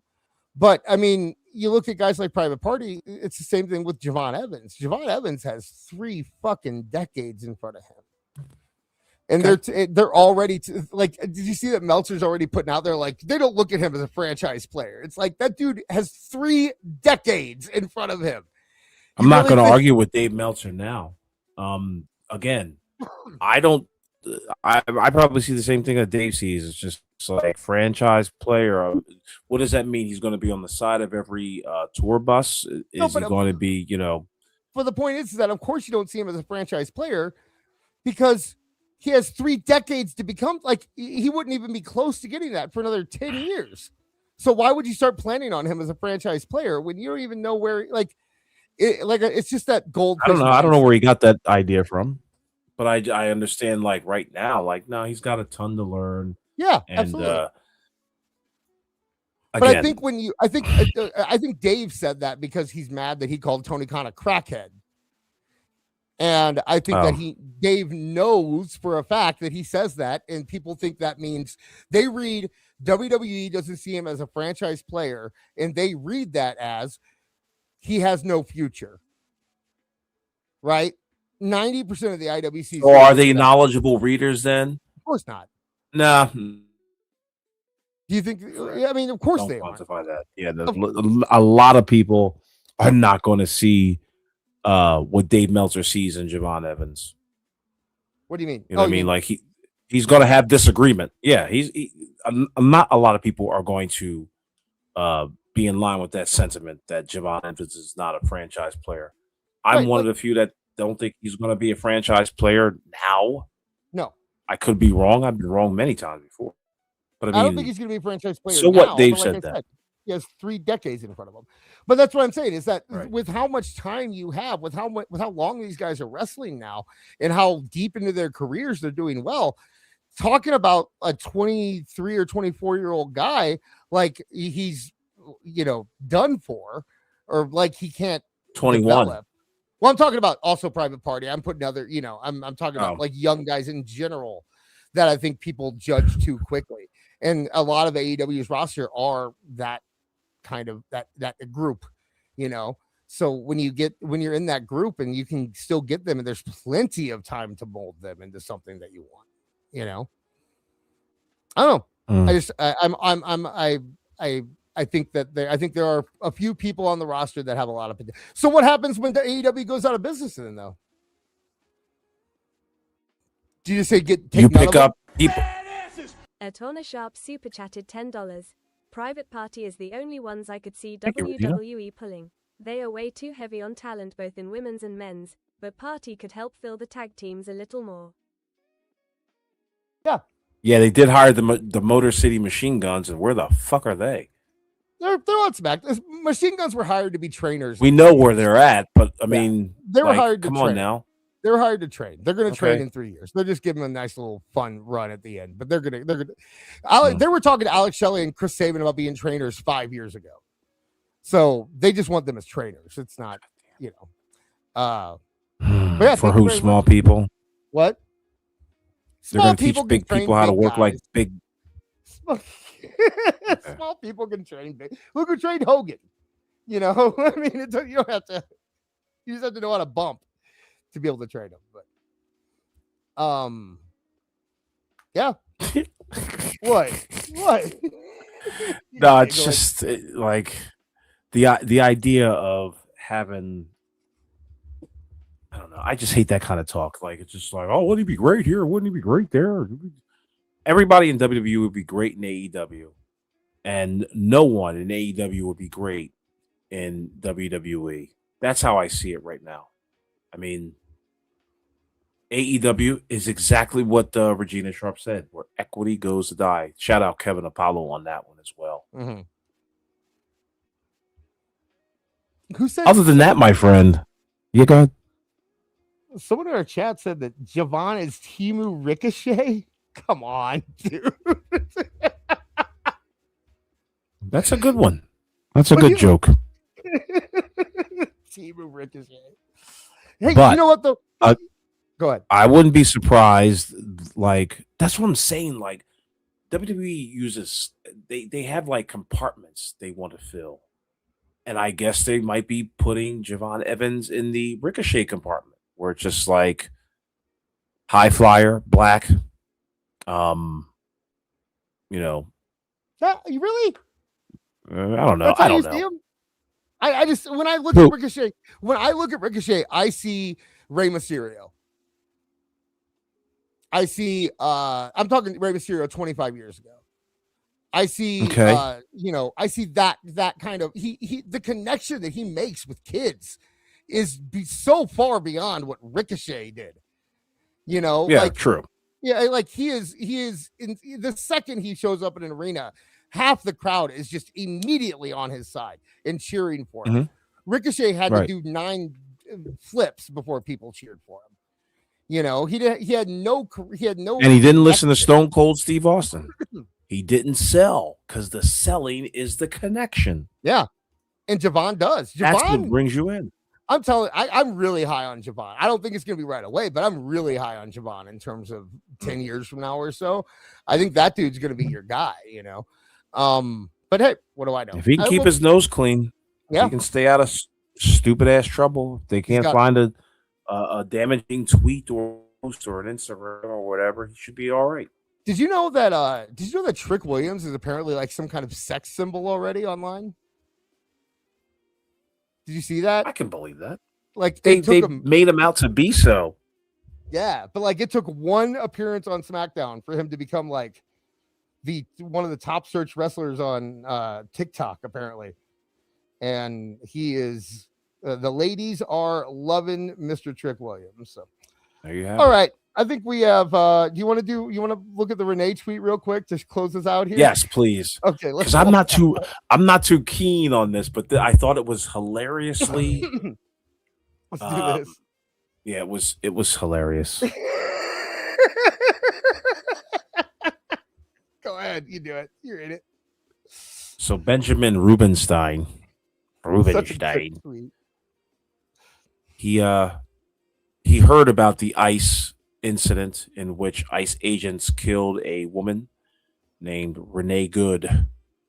And so this dummy probably went on Google Images and pulled the first image of a woman named Renee Good.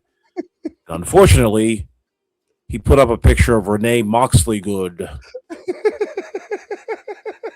and said she didn't deserve to be murdered by ICE. Okay. You thought the IWCNN was bad. You thought that their information was bad. This is like beyond the pale to the point where Twitter actually had to do their correction right underneath. The woman in the picture is Renee Paquette of AEW and WWE fame. If this was done as a troll, brilliant. This is a brilliant troll. So I'm hoping that it's a troll. I've checked Mr. Rubenstein's tweets. He was completely serious. Oh man. Yeah, he's one of those, journalists. We can't I'm not going to talk about what wing he is, but he's one of those journalists that feel like he really thought he was hitting a home run with this one. He really thought that he was going to capture the world's attention by putting up a tweet. She didn't deserve to be murdered by ICE. Well, yeah, she's not been murdered by ICE, you feckless idiot. See, I when I looked at this, I'm like, that would have been like the perfect Beard tweet, right?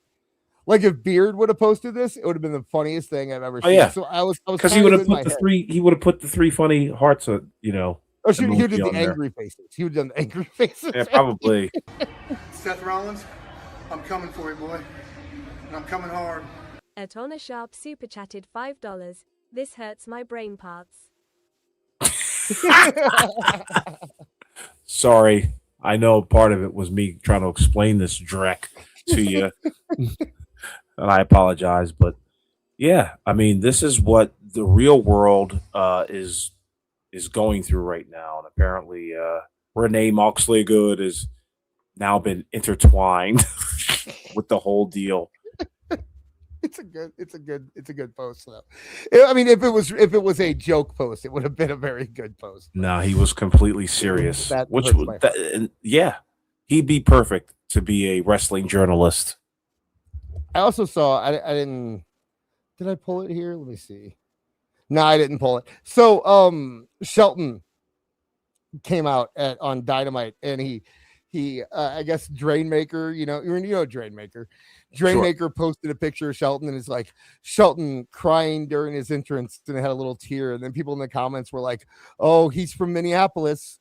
You know, he's probably upset." And Shelton was just like, "I poured water over my head, people." Yeah. Dopey. Why you gotta make this so? Shelton crying during his entrance because of that. It's like, come on, dude. All right. I think that's a show, guys. Thank you guys so much for sticking in with us. Hey, I'm going to give you a little update here. So the counter up there, I'm not sure if it's updated all the way, but right now we are at about $230, people. Thank you so much for your donations tonight. That brings us over 10% of the way to our goal already in one. All right. Thank you very much. So we are thrilled for that. And we will be back here next week to do it again. Probably. Did we miss any topics tonight? I kind of feel bad whenever we miss topics. No, nothing that we. Oh, we forgot to talk about the JR and Devon. Oh yeah, there was nothing really new, right? Except for the fact that Devon kind of like painted a better picture of when he got confronted by JR. You know, he added a little bit of salt and pepper to the story, but it wasn't that much seasoning. So, but here's the other thing that I wanted to make mention. I noticed that AEW Dynamite brought back JR, and I believe this is one of those instances where JR is being used as like he wants to put himself out there. He wants to get ahead of this story by at least being visible. You know, he doesn't want to be seen as a racist. So he's going to show up on television. And this is for the first time, I believe that JR needs AEW. I think he's hurting. I think Devon really put a hurting on JR's reputation to the point where JR was just like, I'm not really going to respond to this thing, but I am going to respond to it. And he said some real dumb things, actually, JR. Like one of them being like, I've got plenty of black friends. Yeah. Yeah, it was very typical white guy getting out of a situation. And the main thing is that I believe that they will talk. Like JR, one of the things he said was, let's talk. Yeah. And let's believe this over quickly. And I think Devon is going to hold back. Oh, really? And yeah, I think he's going to. Yeah. This is a great day for Devon because it keeps his name in the atmosphere. And like I said, I think I told you in the private chat, he's just really not saying anything. He's just relaying the same old story. You know who I really want to hear from though? Who? Bubba Ray Dudley. Bubba's I want to hear him co-sign it. He did. He gave a look to the camera. Right. Yeah. True. That's all he did. What I'd be interested. Okay, I'd be interested also in hearing Devon talk about this stuff away from Duke, because I do know Duke sensationalizes things a lot. Like him or not, he does. I don't think anybody would. He fed Devon the line. No. But I do think that he egged him on. You know, good. Yeah, which is fine. But I'm curious to hear Devon tell the story, not unprompted. Does that make sense? See, I want to hear how he feels about the story. You already got how he feels about it now. That's what I'm saying. Like the cat's out the bag, toothpaste is out the bottle. Bottle? Out of the tube. I just want to hear I want to hear a conversation between Devon and JR. I want to that's what I want to hear. You know. Do you believe the story, by the way? Yeah. Oh, I didn't doubt it for a second, like, especially when they added on the thing that's like he was really drunk. And, you know, and that's not an excuse. I'm not saying it's an excuse, but yeah, almost every time I found out somebody I knew was racist, it was because they were drunk. You know? And so a truth serum, man. Yeah, it really is. It really is. Gets everybody. And does it surprise? Like, why would it surprise anybody? You know, like, of course. Like, I'm not saying everyone who is like JR is racist, but I'm saying I'm also not going to be surprised finding out a guy like JR is racist. That's just right. I don't know. JR doesn't even say like he's like I don't recall this happening. Well, you were probably blackout drunk. Yeah, exactly. Could barely stand. And you said this shit. And what we're not hearing from JR, and see, God damn it, we're not hearing an apology. God, I'm not really for that type, like to pressure someone into apology like that. But yeah, I don't know what JR can do. I think him showing up on Dynamite was one of those ideas from probably Tony, like, let's get you out there, man. Let's get you back in the booth. Because I believe if Devon and this JR situation had never gone down, we would not be hearing from fucking Jim Ross on commentary on Dynamite. They brought him out as like, hey, he's still our guy. You know what I mean? Despite what Devon is saying. And it's not that what Devon is saying is gaining a lot of traction to begin with. But it is catching fire to the point where JR had to address it on his show and say, hey, Devon, let's have a talk. Yeah. That's all I got on that. People are saying, what do you mean people like JR? People, you know, old white people. Old white Southerners. That's what I mean. Yeah. Clearly. Old Negroes like Devon. I mean, what the hell? Crackers and Negroes need to talk to each other. And Hispanics too. we should do the Joe Piscopo, Eddie Murphy. You are black and I am white. That old You are dried blind as a bat and I am sight. Side by side, you are my amigo. I can't do the next part. Well, you got church today. What? You got church this morning. I do. But yeah, I think it doesn't surprise me if Jim Ross is. I don't even know if I don't know, dude. I've always said we're all racist. You talked about at what point, when does it just come the fuck out? And you talked about like an apology. And I guess my question is that I've heard stories about Jim Ross getting blackout drunk before. This wouldn't be the first time that I've heard of situations. I'm pretty sure I've even heard Jim Ross say, I was so drunk I don't even remember about stuff, right? Right. So like, is the best action really to go up and just be like, you know what? Maybe I was drunk. If I said it, I can't.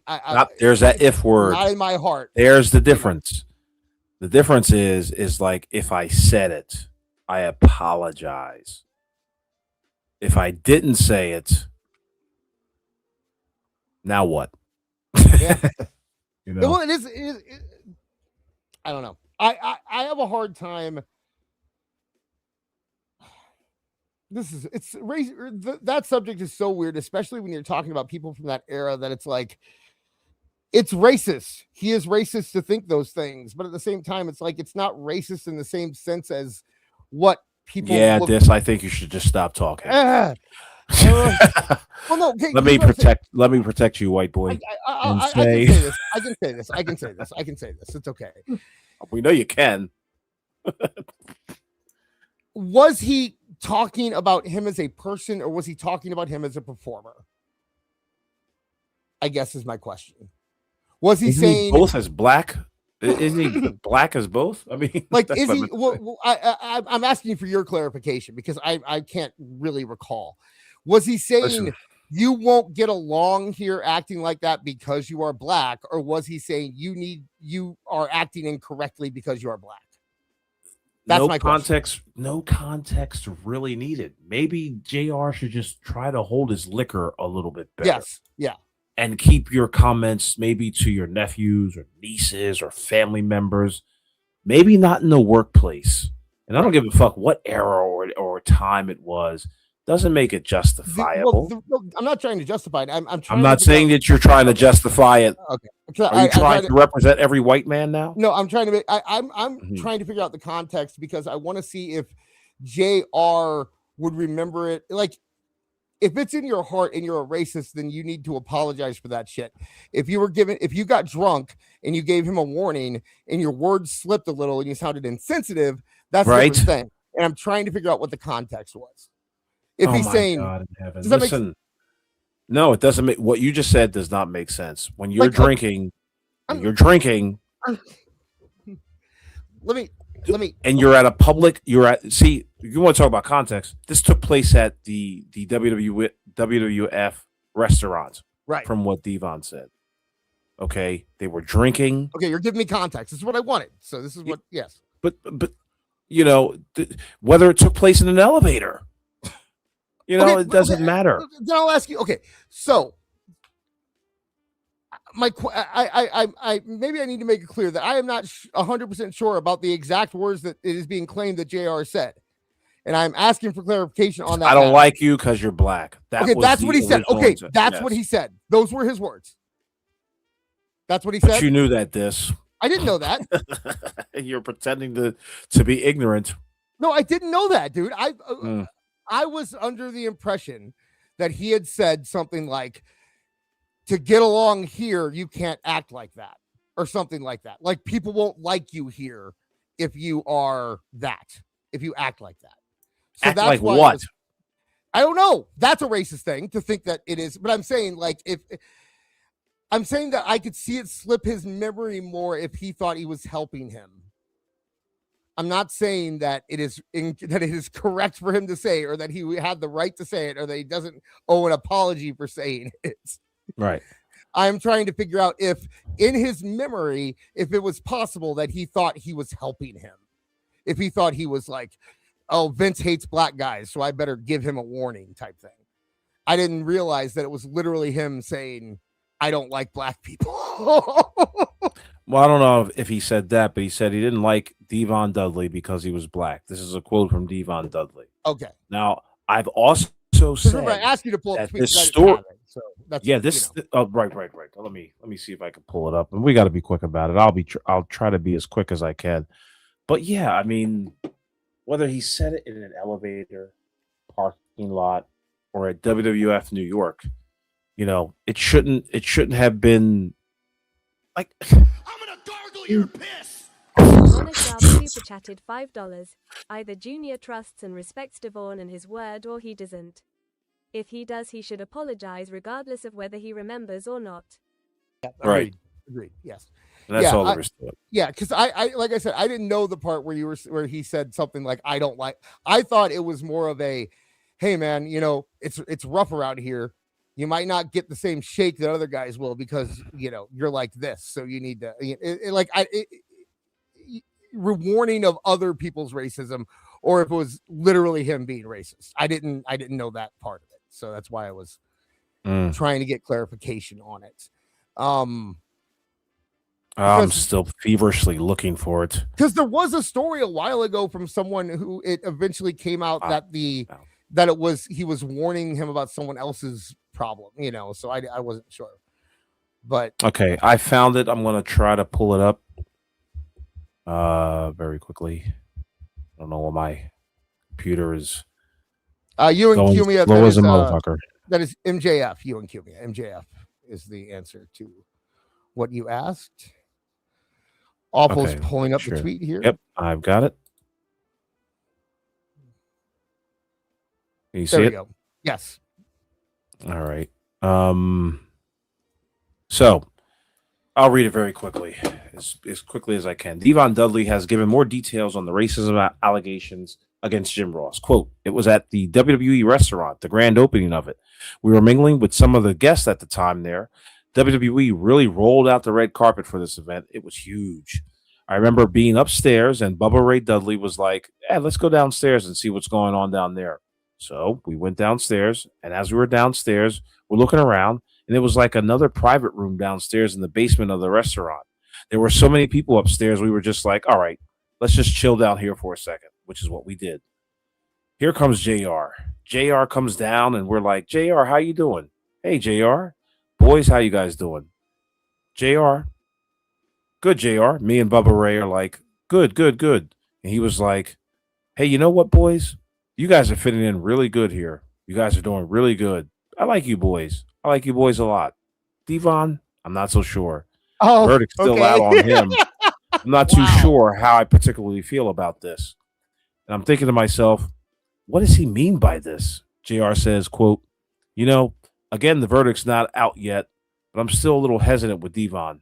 And Bubba Ray knew what he was getting at. So Bubba butts in and goes, you know something, JR? Devon's a hard worker. He never gives this company any problems. We go in and do our business, and that's it. Devon's a good guy. He takes care of his family. He does the right things. He does everything he's supposed to as an individual. He's articulate. He's a good neighbor. And JR continued to go, well, I get that. That's all good. But there's just something about him. I'm not sure. I'm not saying anything. I'm keeping quiet. And that's when it finally comes out. He's black. I don't know. That's my hiccup. I don't know how I could feel about it. I start balling up my fist, and Bubba. I start balling up my fist, and Bubba saw that, and Bubba grabbed me and goes, you know what, JR?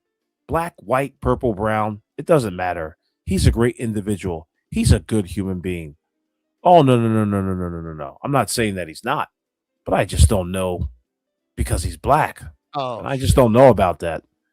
And at that point, I was like, man, I had to really think about it. If I hit him, we're going to lose our jobs. If I say anything, I could lose my job because at that time, I didn't think I would be able to fight that. I'm a little fish in a big pond. Remind you, though, when he said it, he was very, very drunk. He was extremely drunk, slurring his words and all that. But they say when you're drunk, the truth comes out. Yeah, And no excuse. Yeah, there's no excuse for the that. guy's right there. I'll put If their that's true, faces if up. that's true, there's no excuse for that. None. Right. None at all. I don't know about you. Come on, dude. What is that? CeeLo. Yeah. That's CeeLo. What they Bright lights in the big city. There he Oh is. man, remember when CeeLo got canceled? Poor CeeLo.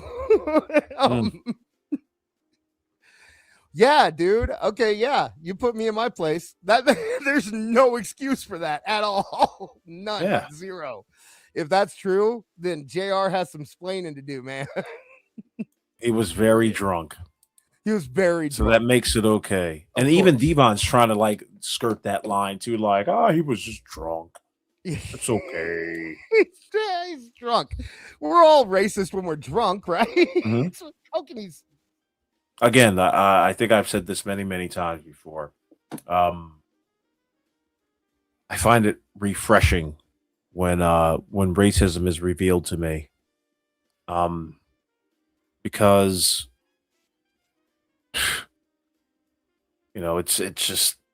it's what we all sense. We all have the ideas and the thoughts and all that shit. And I guess it might be one of those things where it's just like, that takes some balls to really do that. I think that's what I admire about, because I've run into a few racists in my life. Wait. Yeah, go ahead. Did you just say that's what I admire about racists? If there's anything to be admired about racists, is that they're forthright and blunt. I mean, they're telling you like it is right in front of your face instead of on a keyboard or some other place, You at least they're within striking distance. How about that? That You can takes have a lot conversation of with them. You can have a conversation yeah. with them. I've had many conversations with many ardent racists. Black, white, and candy striped. Now the candy striped ones, they don't really talk much. But but the black and white ones do. And so That's it. That's the That was a good spot to. There you go. All right, thank you so much for hanging out with us. We will be back on. Oh, you know what? I do have. Go ahead and plug something real quick. Awful. Sure. Next week we have Cornell West, and and okay, I guess the mayor of Baltimore. So on Tuesday, 8 p.m. Eastern, 7 p.m. Pacific time, over on Toonie Talk Wrestling, we will have a brand new Toonie Talk Wrestling. I think this week is going to be me, you, and Jake. I want to get into a regular show, and then we'll bring in Marvin in the next couple weeks to do the fun stuff. I've got some bad news. I won't say it, but yeah, I will say it. I won't be on Tuesday. You won't be on this Tuesday? No, I will not. Okay, unfortunately, that's cool. be on there this Tuesday. Yes. Worst case scenario, me and Jake can hold down the fort. It's probably better than we save the Marv stuff for when you can be there. So me and Jake will at least hold down the fort, and I'll see if I can get somebody else on there. Maybe we'll watch a little NXT, do some stuff. But we'll be there on Tuesday. Don't you worry about that. And then Jake, I do want to post him. I do want to plug him tomorrow, 8:05 Eastern on his YouTube channel. All Jake takes on. They do their Sunday talk show, so you can hang out, listen to them. They're trying to get to they need 140 more subscribers, so please go over there and give him a sub. Next week we'll be back. I don't mind the 10 o'clock thing. Maybe we'll keep doing 10 o'clock. Awful, you want to keep doing 10 next weekend? Sure, if the folks think it's a great idea, I'm all for it. Okay, yeah, just give us some thoughts, and we will see what happens with that. But yeah, right now the bet will be 9, 10 or 10, 11, somewhere around there next weekend, and we will have plenty to talk about them. We also have our big Royal Rumble show coming up in 2 weeks. Marv will definitely be there for that over on 2D Talk Wrestling, and we're going to be doing a Rumble pool. I'm talking about my buddy about coming on, so we got some stuff in the works here tonight. Boris, I just promoted Toonie Talk Wrestling like 5 seconds ago. Did you not hear me? And then tonight we made $231 in super chats, leading us to our $2,000 goal so that we can buy new computers and do all that fun stuff. So, and fentanyl. Lots and lots of fentanyl. So, all right, we will see you on Tuesday. Toonie Talk is not dead. Yeah, I don't, like I said, I plugged it in the chat, and then Boris was like, it's dead. No, we will be back. We will be on Tuesday. And I believe that's it. So do you want to plug your Twitter or anything, Awful? You guys know where to find me. I'm on Twitter, Awful Wrestling, with humorous and sometimes terrible takes. You can also check me out on This Is Awful every Saturday. Probably at 10, sometimes 11. Who knows? We'll find out. But listen, again, I say it all the time. You guys could be anywhere on the planet. And you choose to be with us tonight. And we thank you. We so appreciate it. And yeah, hopefully you guys have a wonderful rest of the night. And we'll see you next week. Until then, peace out, y'all. Close us in prayer. Oh, yeah, okay. Lord, we thank you for gathering us together for this 3-hour show. We thank you, O Lord, for the blessings you've bestowed upon us. We thank you for all the good deeds that you have wrought upon us. We thank you for our parents. We thank you for our children. Thank you for all the good, lovable things that you've given to us. We also thank you for just being a good guy. Just being so cool to us in our lives. So hey, follow me on Twitter at _dis_. Thanks, man. Then you just dabbed up God in your prayer. We're tight. We tight, yo. All right. That's all. Y'all have a good night. We'll see you next week.